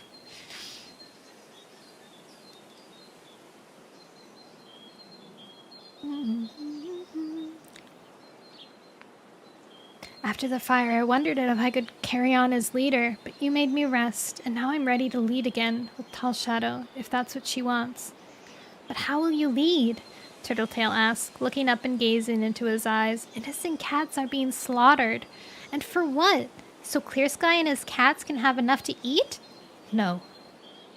Greywing replied, I'm not sure that Clear Sky killed Bumble. I think it was the fox, and besides, I don't believe this is about hunting anymore. Clear Sky already has more territory than any cat could possibly want. I think he has some sort of plan. I have no idea what it is, but in part of his mind, Clear Sky honestly thinks he's doing this for a good reason. He let out a long sigh. Some cat has to get to the bottom of all this somehow. And that cat has to be you? Turtletail asked. Greywing blinked at her. What other cat is there? Chapter 27! I think this is the last chapter. Thunder ducked underneath a low-growing elder branch and headed into the clearing, a mouse dangling from his jaws. Skirting the pool in the middle of the camp, he patted to Petal, who had made a new nest for herself and Misty's kits underneath an arching clump of ferns. The kits had survived for 3 days since their mother's death, and Thunder was hopeful they would grow up into healthy cats. There you go, he mewed, dropping the mouse in front of Petal. Thanks, Thunder. Petal responded, dipping her head gratefully. My belly's so empty, they can probably hear it rumbling over on the moors. Thunder saw that she had chewed up some squirrel into mush and was encouraging the kits to lap it up. The little she-cat turned her head away and pressed herself against Petal's belly, rooting for milk. No, little one, Petal murmured gently, guiding the kit back to the squirrel mush with one paw. This is what you need to eat now that you're getting bigger. Big kit now, the tiny she-cat agreed, sniffing at the squirrel mush and then starting to suck it down. Thunder was amazed to see the kind and loving look in Petal's eyes as she gazed down at the kits. Petal, the toughest she-cat she could ever wish to meet. You could ever wish to meet. Have you given them names yet? He asked. Yes, Petal replied. The little Tom is Birch, and the she-cat is Alder. Those are good names, Thunder mewed. Most of Clear Sky's other cats were lazing in the clearing, enjoying the after-sun high warmth. Quickwater was curled up drowsing in a patch of sunlight, while Falling Feather was giving her white pelt a thorough wash. Frost was licking the wound that he had gotten in the fire. It still refused to heal. Everything's peaceful now, Thunder told himself. Maybe Clear Sky will be satisfied with his new territory. But he couldn't convince himself that was true. Clear Sky was the only restless cat in the camp, pacing backwards and forwards and occasionally stopping to stare into the trees. Though Thunder had no idea what he was staring at.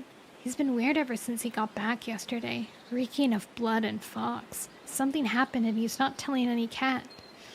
Thunder headed for his nest, but before he reached it, he was intercepted by Furcone and Nettle, 2 young rogues who had joined Clear Sky's group a half a moon before. Do you want something? Thunder asked.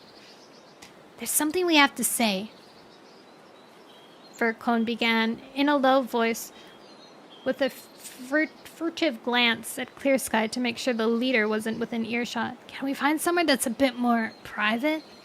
Private? Uneasiness stabbed at Thunder like a thorn. Why does it have to be private? Just come over here and we'll tell you, Nettle mewed nervously, beckoning Thunder to a sheltered spot beneath the roots of a fallen tree. Thunder hesitated, then followed the 2 Toms. Something's going on. It's best if I know what it is. It's like this. Furcone went on when all 3 cats were settled among the roots. When we came to join your group, we weren't really sure what we were getting into, and we're not sure we like it. Thunder wondered what they expected him to do. You don't have to stay, he pointed out. Mostly it's good here, Nettle mewed. We like having the support of a group, but some of this stuff, chasing cats off, killing cats, Furcone added, we thought... He broke off as Leaf padded past, heading for his nest with a bundle of fresh ferns in his jaws. He halted, giving the 3 cats a curious glance. Clear off! We're not talking to you! Nettle snarled. Leaf let the ferns drop. Are you looking for a Claudier? He demanded, beginning to bristle. Sorry, Leaf, Thunder mewed hastily. They're okay. They just don't know how to behave in a group yet. They won't get a chance to learn if they don't shape up, Leaf snapped, picking up his bedding and padding off. With a final glare at Nettle. That really wasn't a good idea, antagonizing the older cats, Thunder muttered. Anyway, what do you expect me to do about the way Clear Sky runs this group? I don't enjoy the way things are any more than you do. The youth is taking over! We were wondering if you would have a talk with your father, Nettle suggested, if he realized that his cats weren't happy. We're worried about where all this is leading, Furcone added. Soon Clear Sky won't listen to what anyone has to say, and we won't have any choice but to do what he asks us to do. And he might ask us to do anything, Nettle finished.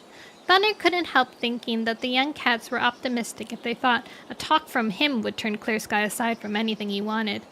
I suppose you have a point, he sighed. I'll see what I can do. Thunder could feel his belly shaking with apprehension as he realized what he was getting into. I might be the one with the clawed ear. Maybe the one with a clawed ear, or worse. Reluctantly, he snagged a piece of rabbit from the prey the hunting patrol had brought and carried it over to Clear Sky. What can I do for you? Clear Sky asked, not turning at him. I wanted you to have this. Thunder set down the rabbit at his father's paw. You haven't eaten today. I'll eat when I'm ready. I'm not hungry now. Clear Sky turned an intense blue gaze on Thunder. I saw you talking to those young rogues. Why have they sent you over here? Thunder hesitated, clearing his throat. So much for being private. He realized that other cats were looking interested too, beginning to edge closer to hear the conversation. Frost in particular was watching with ears pricked, and Falling Feather had halted her grooming with one paw in the air. Can imagine that.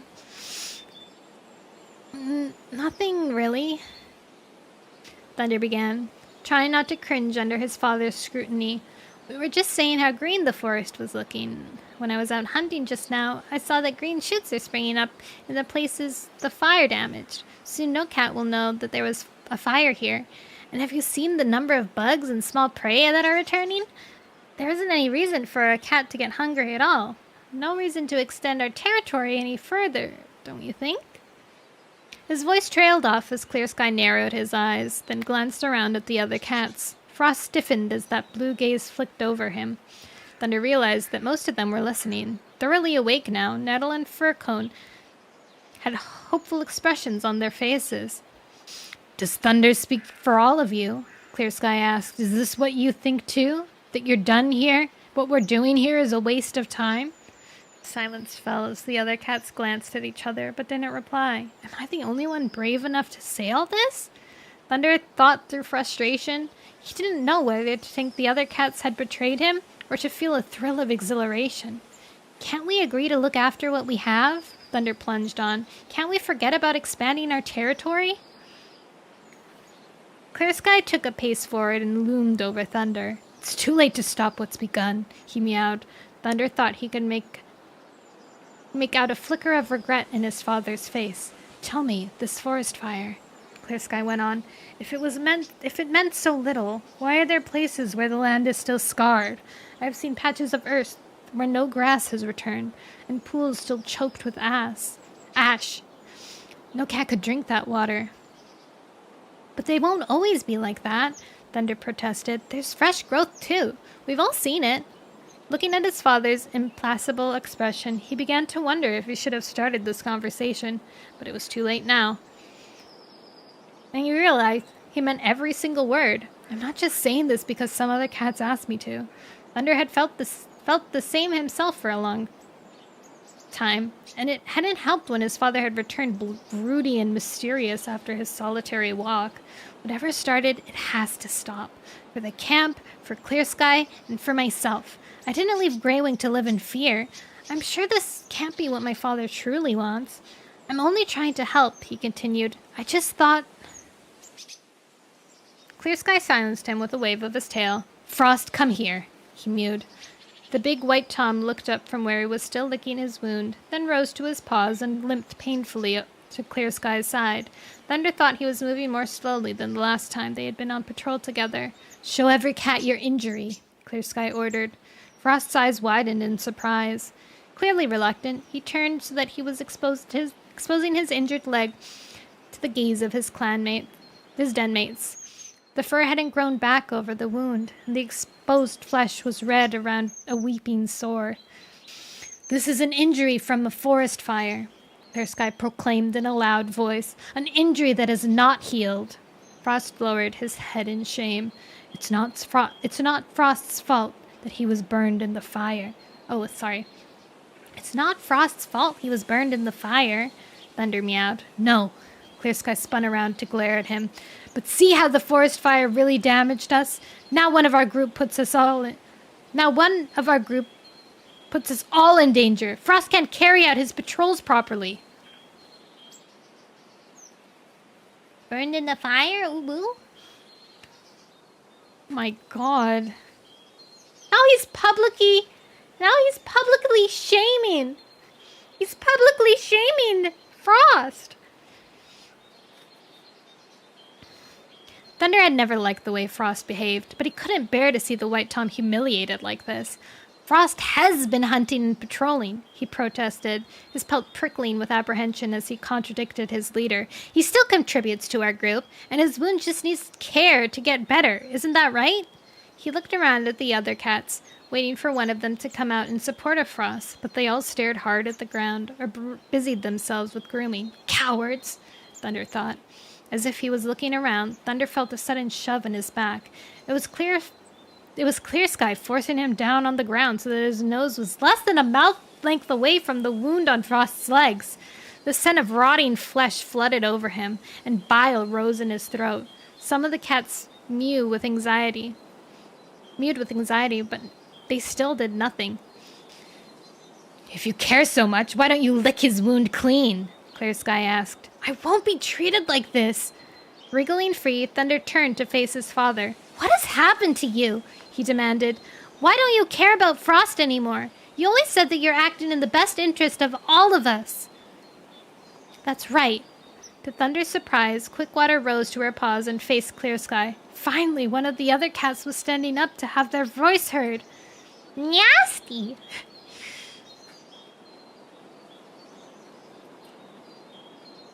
Quickwater had known Clear Sky all his life. If any cat can reason with my father, it's her. What are you doing? She asked in a quiet, uncertain voice. You're our leader, not our tormentor. Think of Quiet Wayne. Would she want to see this? Leave my mother out of it, Clear Sky snarled. Quickwater ignored his interruption. Is this why she wished you good luck when we left the mountains? She asked. Instead of exploding into anger, Clear Sky took a deep breath, letting his gaze travel over all his cats. I owe you all an apology, he mewed, stepping back. Clearly you don't understand what I'm trying to do. I should have explained it better.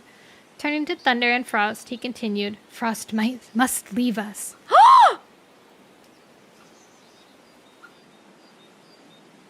Jesus. Frost must leave us. It's time for him to go, before he spreads disease among us. Among us. This is for the greater good. Frost's jaws opened in a gasp of shock as he gazed incredulously at Clear Sky. Thunder, I want you to escort him to the boundary and leave him. Clear Sky seemed to hesitate, then plunged on. Leave him where the maggots will find him. Do you understand? Thunder felt his neck fur begin to bristle. I want no part of this. No, I'm not sure I do understand, he replied, letting a trace of anger creep into his tone. Where the maggots will find him? Are you asking me to abandon Frost somewhere to die alone, and no cat will take care of him? Clear Sky didn't respond, but from the icy look in his blue eyes, Thunder realized that was exactly what he was asking. No! Oh, no! Frost wailed as he took in for the first time what his leader meant to do to him. Please, Clear Sky, don't send me away. I can still hunt. I caught a vole yesterday, and I've done all my patrols. I'll die out there. Please give me another chance. Thunder watched, appalled as this once proud cat begged his leader for his life. This can't be what it means to belong to a group of cats. Once Frost had roamed free as a rogue cat. Perhaps it would have been better for him if he had stayed like that. Perhaps it would have been better for me. Thunder's thoughts winged back to Greywing and Hawkswoop. Why had he ever left them? But I could never go back and ask to join them again. Not after everything that's happened. Or could I? Unless... When Thunder imagined telling Greywing about how he stood by when Windrunner was chased off and when Misty was killed, he knew that he would never be able to stand the disappointment in the older cat's eyes. I've let every cat down, including myself. But no more. It ends here. Thunder leaped up on the tree stump, his gaze raking across the cats in the clearing. Oh my god, are they going to turn into Shadow Clan and Thunder's going to leave with Thunder Clan? What are you doing? Clear Sky hissed. Yes, get down, you stupid furball, Quickwater mewed. What? Thunder gaped at the she-cat. I thought you were on my side. I won't do this, he announced, recovering himself quickly. I won't lead Frost to his death. I can't help any of you, but I can help myself and Frost. He suddenly understood what he had to do. We're leaving, and neither of us is coming back. Yowls of protest or agreement rose from the cats who surrounded them, and furious arguments broke out. Not bothering to listen, Thunder bunched his muscles and leaped down from the stump. But before he could jump, a familiar stink hit Thunder in the throat, heavy and menacing. And he spotted a fox prowling into the clearing, its pointed snout raised and its tail straight out behind it. Now see what you've done, Clear Sky growled, dragging him down from the tree stump. Bringing danger into the camp with your noise. Bro, I think it was you.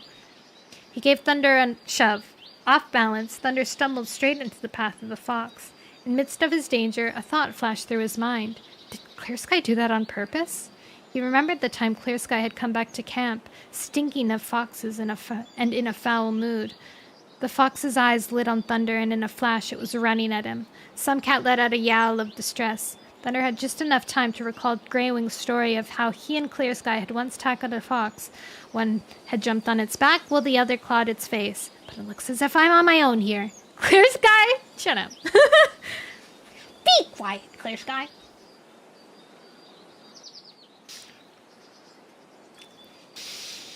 As the fox bounded towards Thunder, he reared up on his hind legs and swiped at the creature's muzzle.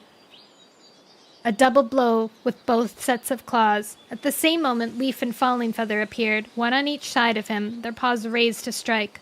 But there was no need. The fox let out a bark of pain, whipped around, and vanished into the undergrowth. Thanks, Thunder gasped to the two other cats who had come to support him. His heart was pounding, as if he had run all the way to the moorland camp and back. No need, Leaf meowed. Thunder was surprised to see respect dawning in the black and white Tom's eyes. You managed fine on your own. Sorry, I read ahead. Yes, Clear Sky agreed, padding up to join them. Some cat taught you well. Not you. Not you, Thunder retorted coldly. He knew that whatever bond he had felt with his father was truly gone. Thank you! Thank you, DKB!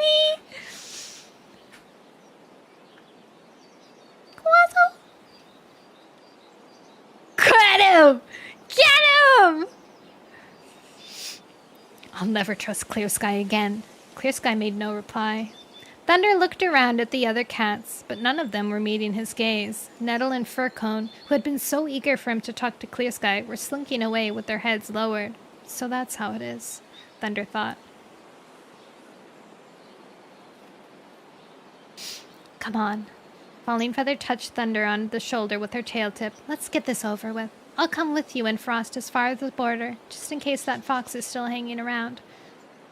What border would that be? Thunder asked dryly. They change so often around here. I've lost track. Don't get clever, Clear Sky snarled. You do know. If you leave now, you won't come back. I don't want to come back, Thunder responded. Beckoning to Frost with his tail, he headed out of camp, setting a slow pace so that the injured cat could keep up. Falling Feather padded along with them. Thunder forced himself not to look back. I don't care if Clear Sky's watching me leave or not. He's nothing to me now. But even as he thought this, he knew it would take longer than the walk from his camp for his wounds to heal. He trusted Clear Sky. He left Greywing to be with him. And for what? The three cats walked in silence, pushing through the ferns. Why are you doing this? Frost asked eventually, when they had left the clearing behind them. We were never friends. Thunder snorted. I might think you're an annoying mange pelt, he replied, but I still don't want to see you dead.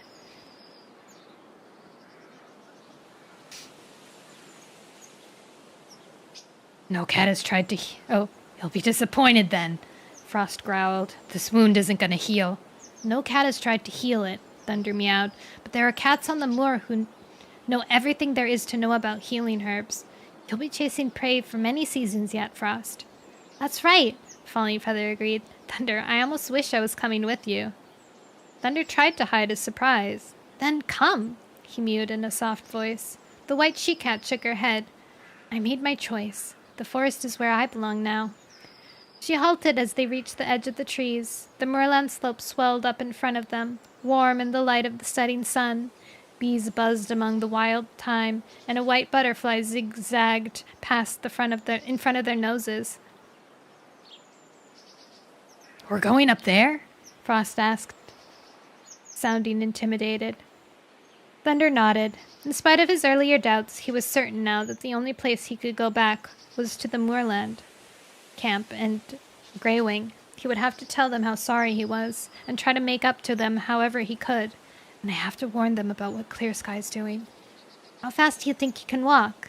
He asked Frost, seeing how the white Tom was already wincing in pain.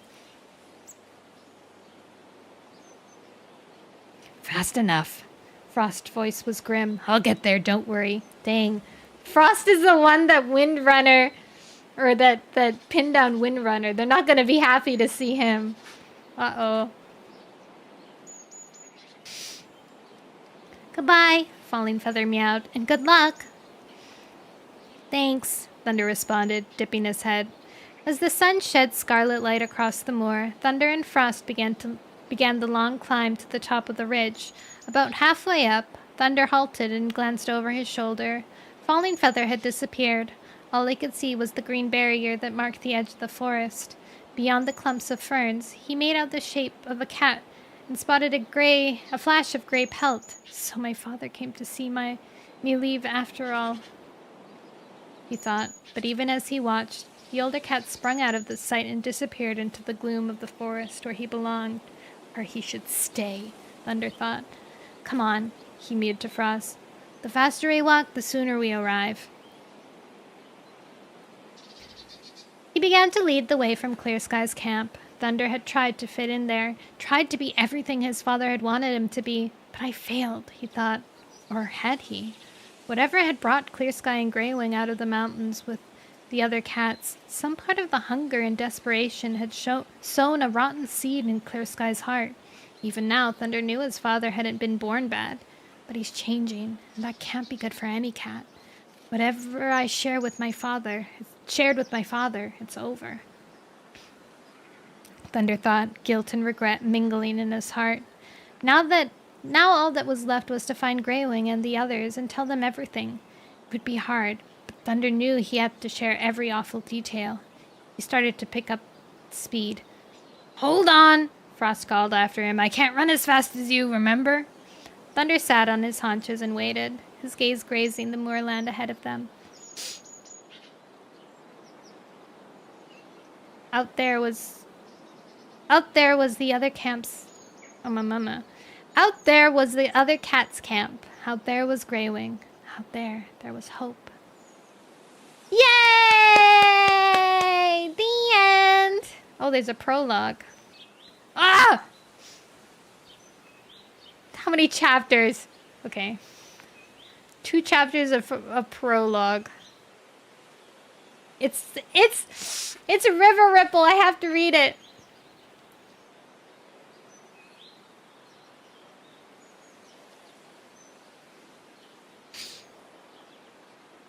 Hold on.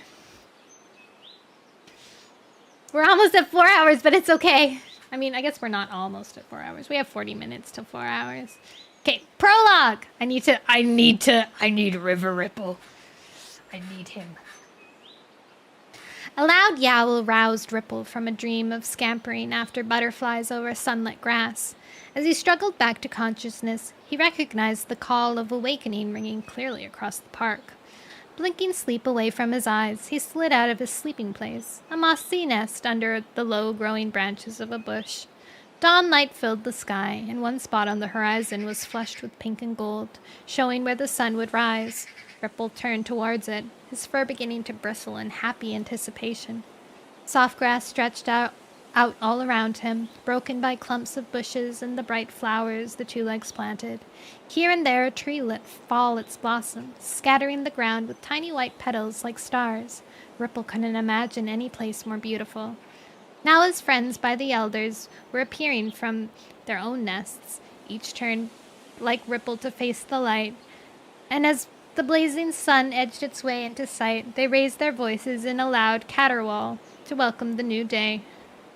Ripple stretched his neck and let his yowl ring out clearly, watching the last shadows flee the powerful rays. He's like a hippie cat. Once the sun had completely cleared the horizon, the cats turned away and began to wash. Ripple found a warm patch of grass beside a clump of scarlet 2-leg flowers, his nose wrinkling at their strong scent. He knew how important it was to wash thoroughly, remembering the correct order. Paws first, then face and ears, chest and belly next, he told himself, rolling over to reach his soft belly fur. Now back and tail. There was an order for everything. There was order to everything for the cats at the park. From kithood, they knew when and how to wake, to wash, to perform every one of the small acts that made up their lives. It was peaceful and good. Hunger ached deep inside Ripple as he struggled to reach the awkward spot at the base of his spine, and he hurried to finish his washing with long strokes of his tongue. With a last swift flick at his tail, Ripple sprang to his paws and joined the end of the orderly line of cats herding across the park for their morning meal. After a few paw steps, he realized that his mentor, Ark, a sleek and elegant black Tom, had fallen into step beside him. Prologue for a special edition? Oh, Hold on. Read on to see how River got his name. It says Thunder Rising bonus scene, though. Oh well, I'm just gonna keep reading it. I want to know about River Ripple. River Ripple's home.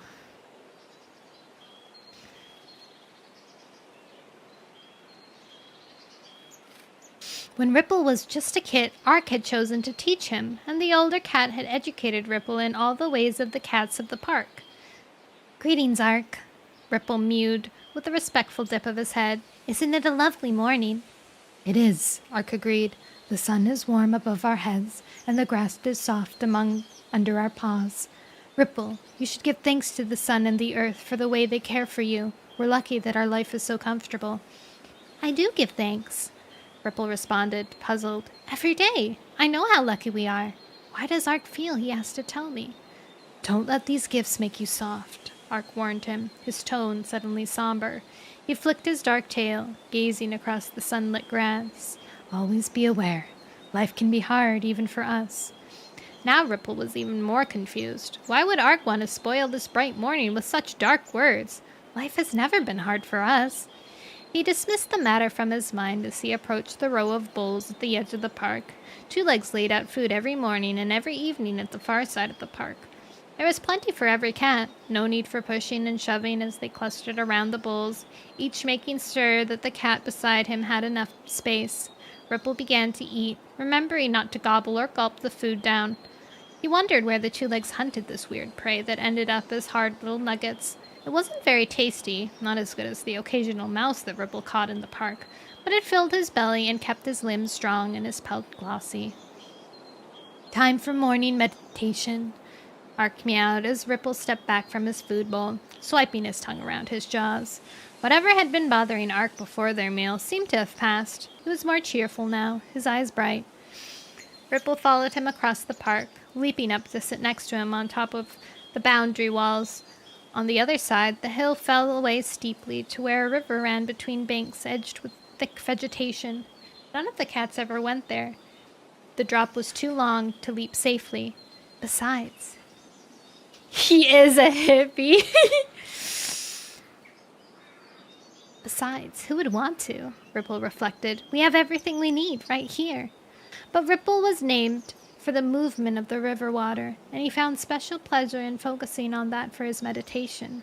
He was proud, too, of the way the movement was repeated in the rippling stripes of his silver-gray pelt. We'll practice hunting later, Ark told him as he folded himself into the correct pose for meditation, his paws tucked underneath him and his tail curled around them. He's loafing. The meditation pose is loafing. Great, Ripple purred, copying his mentor's position. Through slitted eyes, he watched the rippling river below and felt the warmth of the sun soaking bone deep into his fur. A contented sigh escaped him. We do this every day. We have an order and a routine, and we do things right. Nothing will ever change. It's so good here. Chapter 1. Ripple stretched drowsily in the shade of a bush with glossy dark leaves. His belly was comfortably full, and he could still taste the mouse that had caught in his hunting session with Ark. Half asleep, he remembered the small gray body scuffling through the grass, and the sense of triumph as he pounced and felt his claws grip his prey. This is one of the best days ever, he thought. A panic-stricken yowl flew into Ripple's ear like a claw. He sprang up, shooting out from the shelter of the bush and staring around wildly. Nearby stood Ark, his back arched and his black fur bristling to twice its size. As Ripple stared at him in dismay, he let out another desperate yowl. What's the matter? Ripple cried. He had never seen his calm, wise mentor like this before. Ark didn't reply. Following his horrified gaze, Ripple saw the edge of the park was surrounded two-leg monsters. They were much bigger than any he had ever seen before on the thunder path that passed the park. Their shining yellow bodies edged forward with throaty roars, and the nearest one opened glittering jaws with teeth as long as a cat's body. Ripple stared in disbelief as it clamped those jaws deep into the earth. It was eating the park! That's so weird. Like, if the if the two legs feed them every single day, they would know that they exist there. And if there was construction, it would make total sense for them to catch all the cats and keep them like in a truck or something. Bring them to a shelter before the construction started.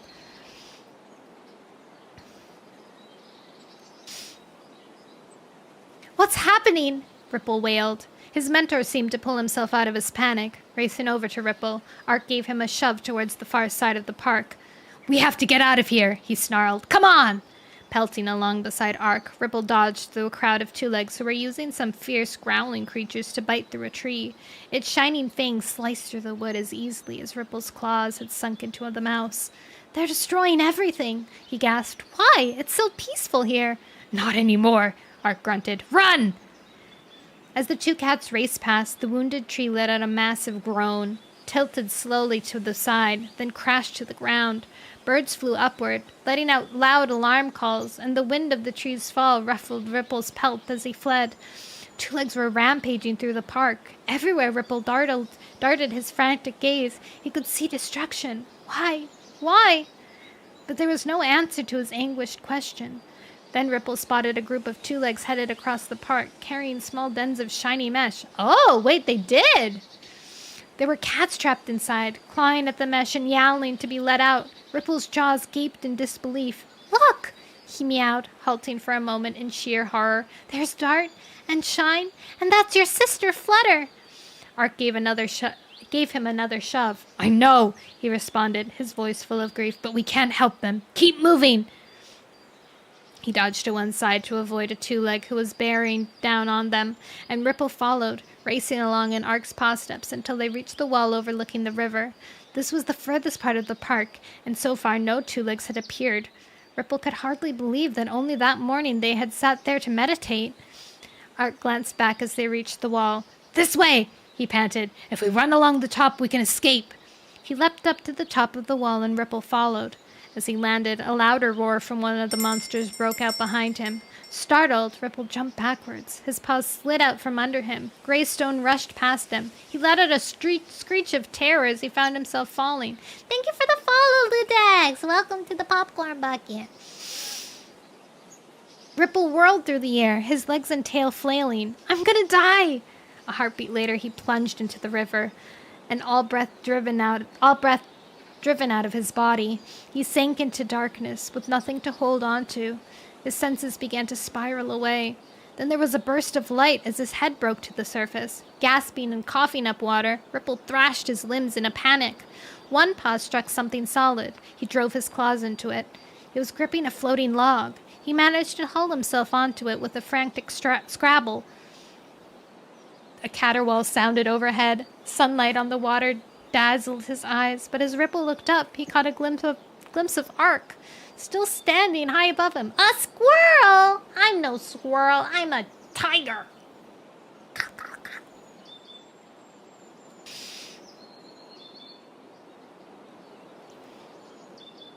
Ripple! He yowled. With a last desperate effort, Ripple lunged for the riverbanks, but a wave washed over him, and his head went under again. When he first resurfaced, he could see nothing but surging water.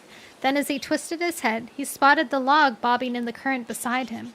Gulping and choking, he managed to scramble back onto it. Be carried away, or drown. As the river swept him along, Ripple looked back at his mentor, now no more than a small back shape on the top of the wall. Spread eagle on the log, Ripple gazed back until Ark, and with him everything Ripple had ever known had vanished out of sight. Ripple was shaking with cold and terror. When he had caught his breath again, he drew his paws up until he was crouching in the very middle of the log, as far away from the water as he could get. His pelt was soaked, plastered uncomfortably to his sides. The river carried him past two-leg dens and gardens stretching out down the water's edge. Gradually, the current was carrying the log closer to the bank, and as the sun dried his fur, Ripple began to feel more optimistic. Maybe I can get to shore and find my way back to Ark. Surely the park would not be completely destroyed. Good evening. Hi, Vita.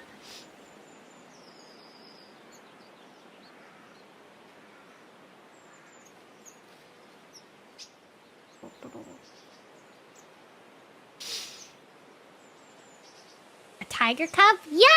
Tiger cub! And you guys are all my pop cubs on the bottom of the screen. Thank you, not a Professor Nap! Welcome in! Not breed, not breed! It's time to fall asleep.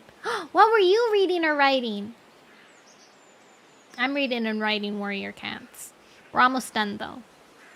I hope you had a wonderful stream, and if you were writing, I hope it went productively. I've always wondered what it would be like to stream yourself writing, because the way I write is very messy. I write sections, and then I put the sections together, and then I move things around. Live history, Gina. Ooh! Wait, that's so cool! Are you a real professor?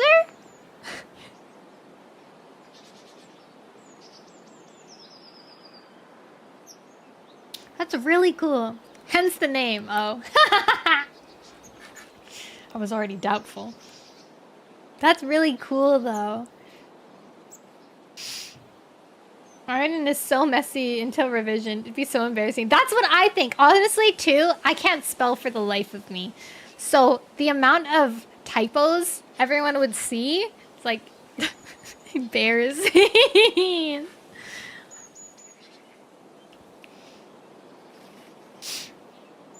There's like several different drafts and stuff. Where were we? Okay. I'm gonna keep reading, but thank you so much for the raid, not a professor, or should I call you just Nap? Thank you guys. Possum! Hi! Welcome in! Yakuza like a dragon. Welcome. I heard that you were... The amount of times mess up Wednesday to this day is shocking. No. Oh my gosh, Vita. I have to say, when I spell Wednesday, I have to go Wednesday. Wednesday. We got hit by a car. No! That's terrible!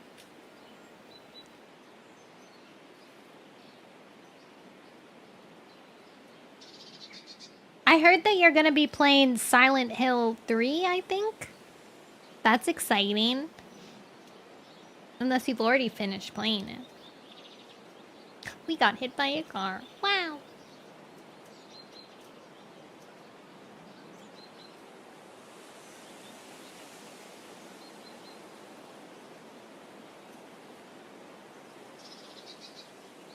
Do they have a counter for all the times I get hit by a car? And you donate $5? Oh my gosh. I would lose a lot by that, I think. Okay, I'm gonna keep reading because we're almost done and I want to finish before 4 hours, probably. You're up to $35? Holy moly. That's dangerous. Ah! No! What happened? Oh, there we go. Phew.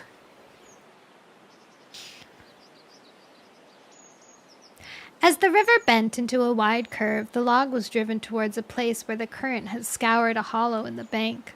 Branches and bits of two-leg rubbish had collected there. The log bumped gently against the floating debris and stopped. Ripple sized up the distance to the bank. Can I jump that far? As he bunched his muscles for the leap, he heard a high-pitched yowling, and a couple of two-legs kits came running along the bank. Ripple blinked at them hopefully. He had never had much to do with two-legs, even the ones who left food for the cats in the park.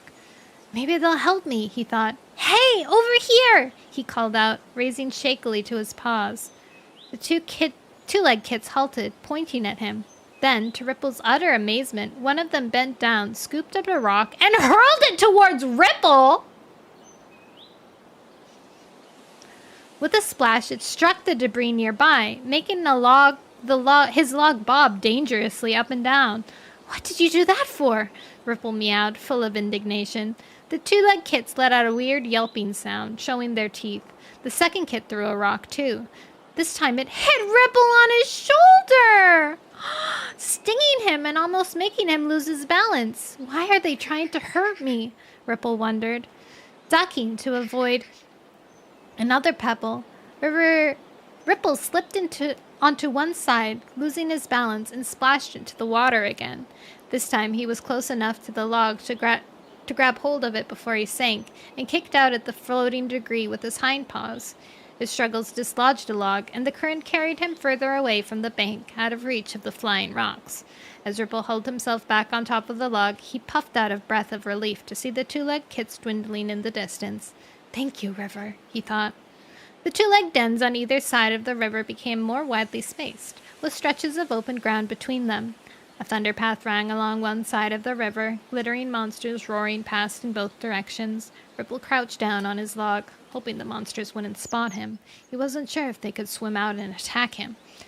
Then the thunder path took a sharp turn and rose up until it spanned the river in a shallow arch. Ripple gaped at it in astonishment and flinched as he was swept underneath, the water gurgling with a weird echo as the shadow of the thunder path covered him. He went limp with relief as he shot out into sunlight again, and the river carried him away, leaving the thunder path behind. Now there were open fields on both sides of the river. The grass was divided into sections, sometimes by lines of shining metal, sometimes by rows of bushes. Huge black and white animals were chomping at the grass. They raised their heads and watched Ripple as the current carried him past.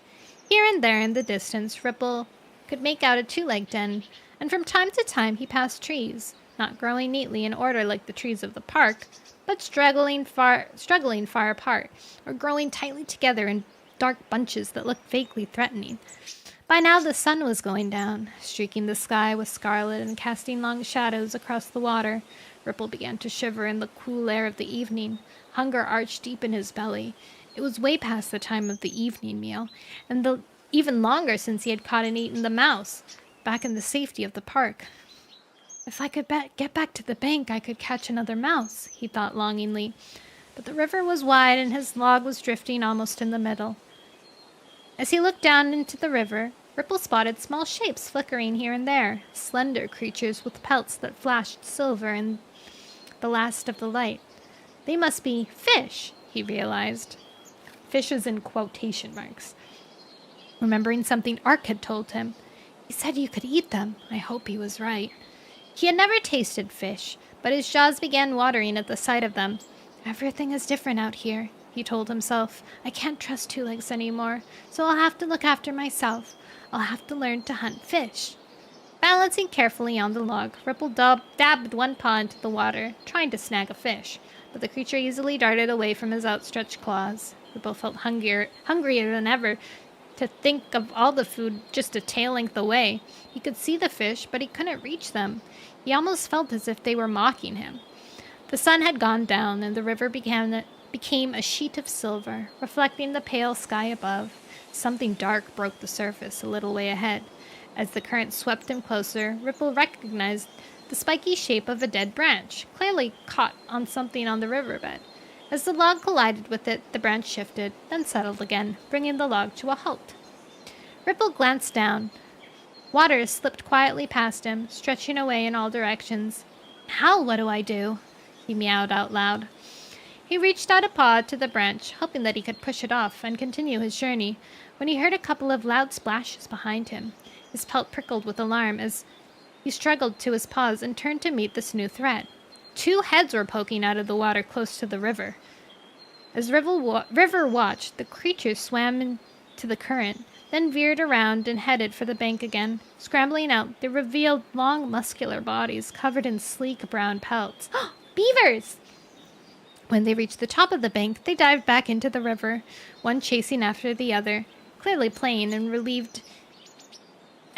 reveling in their strength and skill. Ripple felt a pang of envy.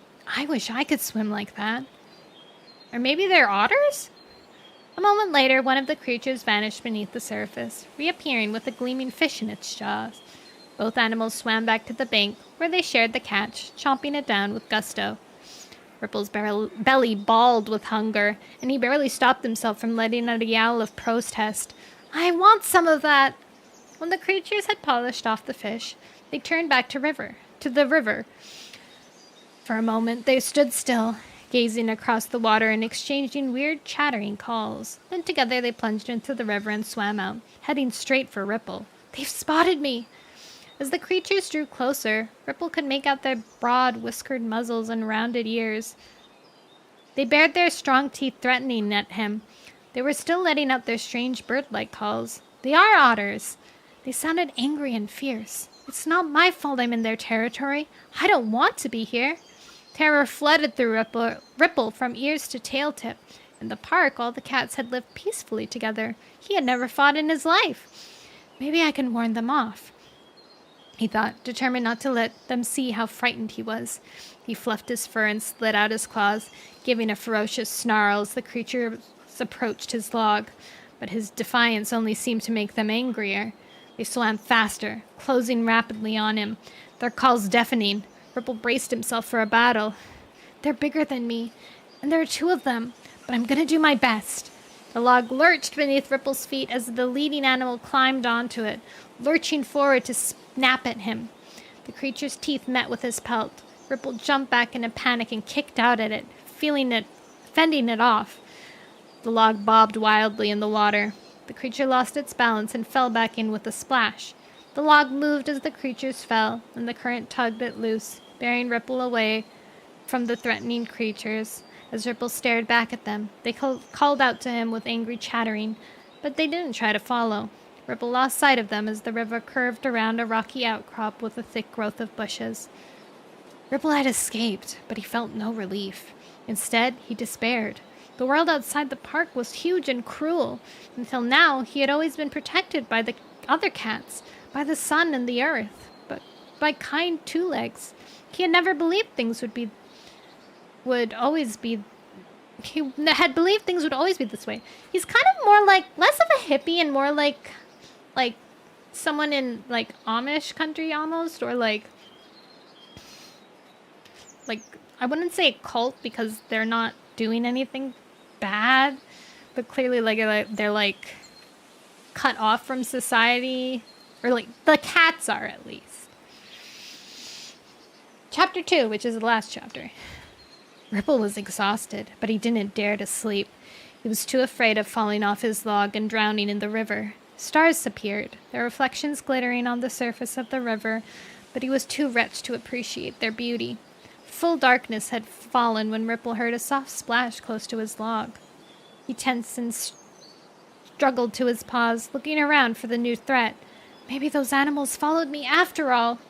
There was another splash, and this time Ripple caught a glimpse of a fish arching out of the water. Another followed, and another. They're all around me, he thought hungrily.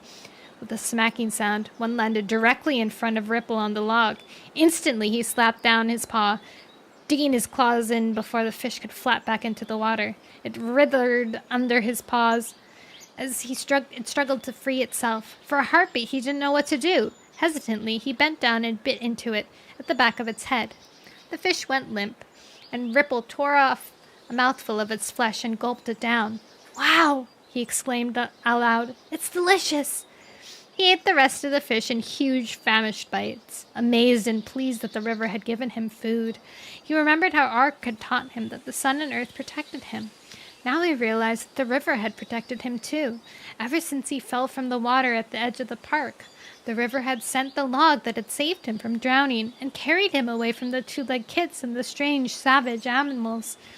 "Thank you," he breathed out, feeling less alone for the first time since he fell from the wall and saw his mentor disappearing in the distance.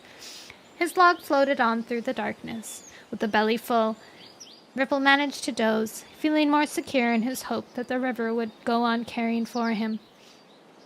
He came fully awake to see the pale light of dawn in the sky. The lush enclosures on either side of the river given way to bleak slopes of short, tough grass, broken up by clumps of thorn bushes and stony outcrops. Far away in one direction, jagged spikes of a rock stood out against the sky. "He's there! He's there, guys! He's at the forest!" A chilly wind swept across the river, ruffling the surface. Ripple shivered, hoping for the sun to rise and warm his fur. There will be no morning caterwaul today, he thought with a pang of loss, wondering what had happened to Ark and the rest of his friends at the park. At least my fur should get properly dry. But when the sun eventually rose, it was mostly hidden behind clouds, and there was no warmth in the day. The Long stayed in the middle of the river. Ripple had no hope of getting to shore. In any case, the bare hills on either side looked uninviting. The river had grown narrower too, and the current was faster. Maybe I'll come to a better place soon, he thought. Then, from somewhere ahead, Ripple heard a distant roaring. At first he thought it must be another thunderpath, but the noise was too steady to be the passing of monsters. It rapidly grew louder as the current hurried him on, faster and faster. Waterfall. Ripple dug his claws deep into his log, his heart beginning to pound with alarm as he drew closer to the unknown sound. Staring ahead, Ripple saw the weirdest thing yet. The river seemed to come to a sudden stop. Beyond it was only sky. What? He muttered. Then he reached the edge. His eyes widened in pure panic as he caught a glimpse of the water pouring over a rock in a smooth curve. Far below him, there was a turmoil as the river cascaded into a pool in the chaos of spray and foam. Ripple let out a screech as his log tipped over the edge. The thunder of the falling water was all around him. He lost his grip on the log. His paws flailed helplessly as the weight of the water bore him down and plunged him into the pool. The river closed over his head and rolled him over and over until he didn't know where the surface was. His senses were spinning away into darkness when his head bobbed up into the light. He took in a gulp of air, but when he opened his jaws to let out a yowl of terror, water gushed into his mouth and he sank again. But Ripple refused to give in. He pumped his legs with all the strength he had left, forcing himself back upward. A moment later, he reached the surface. To his amazement, the river was bearing him up, supporting him as he swept along. He kicked out into the turbulent water, managing to stay afloat as the current whirled him onward. I can swim, he thought triumphantly, just like those creatures who attacked me. Forbidding walls of rock stretched, forbidding? I think it's supposed to be foreboding. Walls of river stretched above his head on either side. Panic clawed at Ripple as he saw no way of climbing to safety up the sheer face of the cliffs. But gradually the river grew wider again, and the speed of the current slackened. The rock walls gave way to grassy banks. Ripple glanced from side to side, knowing that his strength was ebbing and he would have to find somewhere to come ashore soon. Before he could strike out against the current, the river washed him gently against a boulder. Ripple grabbed at it with his claws and scrambled out until he could collapse on top of the rock. He lay limp, his paws splayed out, and coughed up a few mouthfuls of water. Then a sparkling darkness filled his head, and he knew nothing more. A long time later, Ripple became aware of war beating down on him. He blinked his eyes open and raised his head to look around. While he was unconscious, the clouds had cleared away and the sun shone in a bright blue sky. Muscles shrieked in protest. Ripple tottered to his paws and looked around. He was standing at the edge of a group of flat rocks that rose above the surface of the river. The Sunning Rocks? Deep channels of fast-flowing water separated him from the banks on either side. Ripple gazed longingly across the banks. They sloped upwards, covered with long grasses of clumps of ferns, to where bushes and trees grew at the top. A little further downstream, a willow tree leaned over a reed bed, its branches trailing in the current. As he watched, a mouse darted out from a clump of ferns and scuttled across the grass to the shelter of a tree stump. It was so close that Ripple could pick up its scent, and water gushed into his mouth. His belly was complaining again, and there was nothing to eat among the sun-baked rocks. Ripple worked his legs, stretching and relaxing his muscles until the aches faded. Then he crouched down at the edge of the rock and lapped up a few gulps of water, reveling at the cool touch in his parched mouth. There were fish here, too, he noticed, resting in the shade cast by the rocks. Ripple dipped a paw and tried to catch one, but it swam off with a flick of its tail before he could get anywhere near it. There must be a way of doing this, he thought determinedly. After a few more failed attempts, Ripple worked out that he had to position himself so that his shadow didn't fall in the water, and not lean over so far that the fish could see him. He let his paws slide into the water so slowly that it didn't disturb the flow of the current, edging closer to a plump fish that lay close to the rock. When he thought he was near enough, he flashed his paw upward as fast as he could. To his delight, the fish flopped out of the water and landed beside him on the rock. Ripple slammed his paw on top of it and bit down hard. The fish stopped wriggling, and Ripple devoured it in eager mouthfuls. That's so good. But when he had eaten the fish and sat cleaning his whiskers, Ripple still yearned for the grassy comfort of the riverbank. The rocks were here. The rocks were where he was sitting were bare. They're great for snoozing in the sun, but I don't want to live here. A shady spot under the willow tree looked like a perfect place to hide and hunt. This place is beautiful, he realized, even though it's nothing like the park I come from. Ripple stared across the channel, waving his tail in indecision. He had managed to swim when he fell down the waterfall, but it was a different matter to actually make the choice to jump in. The sun and earth have protected me all my life, he thought, just like the river has taken care of me over and over again. It gave me a soft landing when I fell from the wall. It carried me away from the danger that was destroying the park. It saved me from those fierce creatures. It fed me, and now it has brought me back to what could be a wonderful new home. Maybe it will help me get to the bank, if I can just trust it.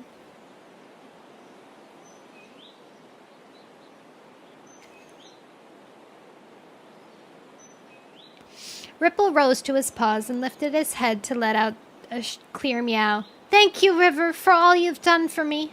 If you can help me again one last time and get me to the bank, I will stay beside you and praise you all my life. Without giving himself the chance to change his mind, he plunged into the current. At once, Ripple found that he was swimming strongly.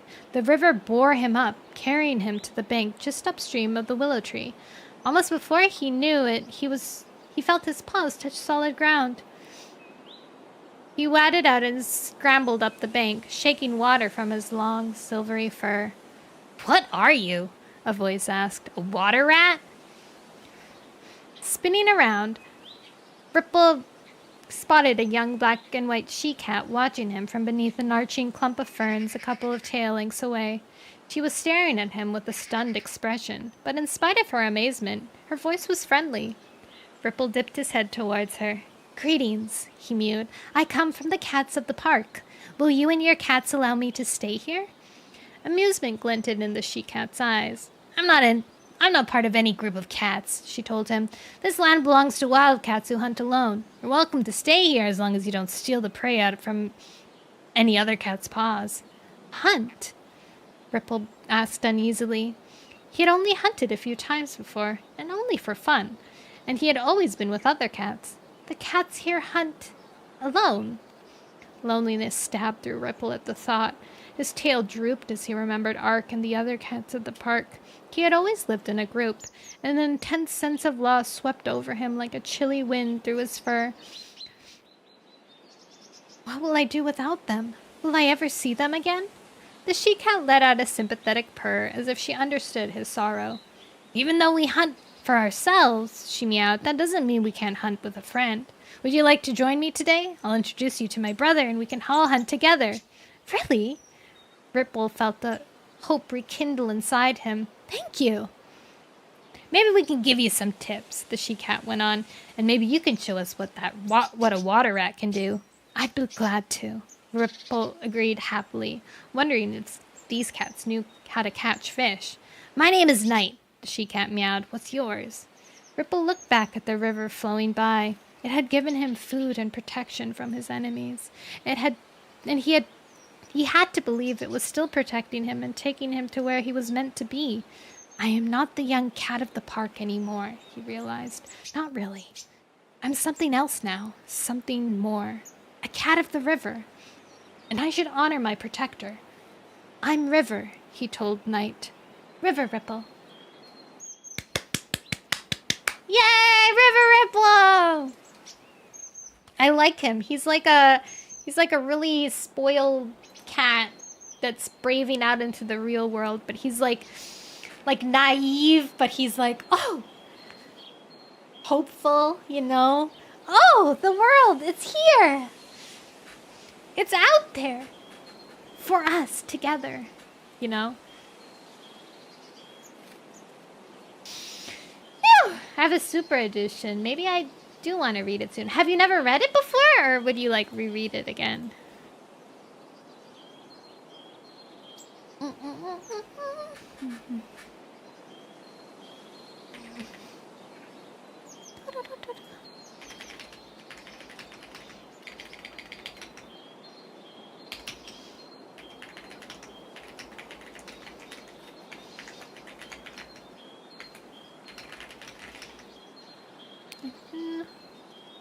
haven't read it yet. Ooh!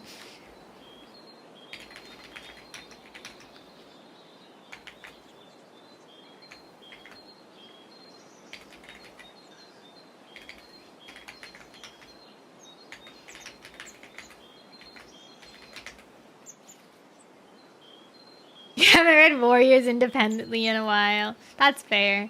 It's hard. That's why I like reading it here. Ooh, chronological order. So would that mean that you would start with this one, or start with this series, or start with a different series?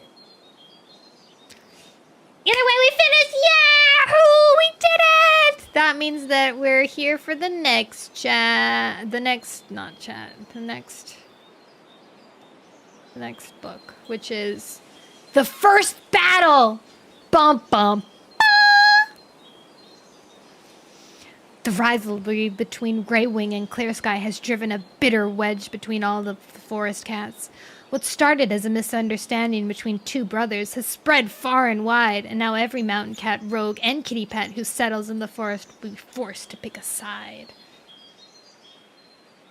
Dun dun dun! I bet. Okay, here's my guess. Someone big has to die, right? You said there's a tragic death. It's either Greywing, our main character, or Turtletail, or Tall Shadow. Those three. It has to be one of those three.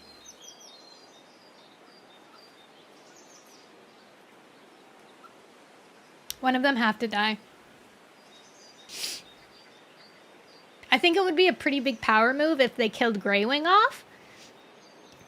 But then it would lead to Thunder really taking control and being the pro tag. It can't be Thunder though, because if it's Thunder, that's crazy. It could be Jagged Peak, but Jagged Peak, I guess Jagged Peak wouldn't be as upsetting as those three, but it would be upsetting in the sense that how they could make it really tragic. Jagged Peak's death. Clearsky can die for all I care. He's gonna die. Okay. Thank you guys for hanging out with me. I'm not gonna raid anyone because I have to pee really badly. Clearly I still have to figure out some things with YouTube streaming and how that all works and all that rapscallion things, but good work, team. Good work! I'll see you. Oh, I'm not streaming tomorrow because I have a long shift at work, so I can't stream. But I'll stream on Friday and we'll play Legend of Zelda again.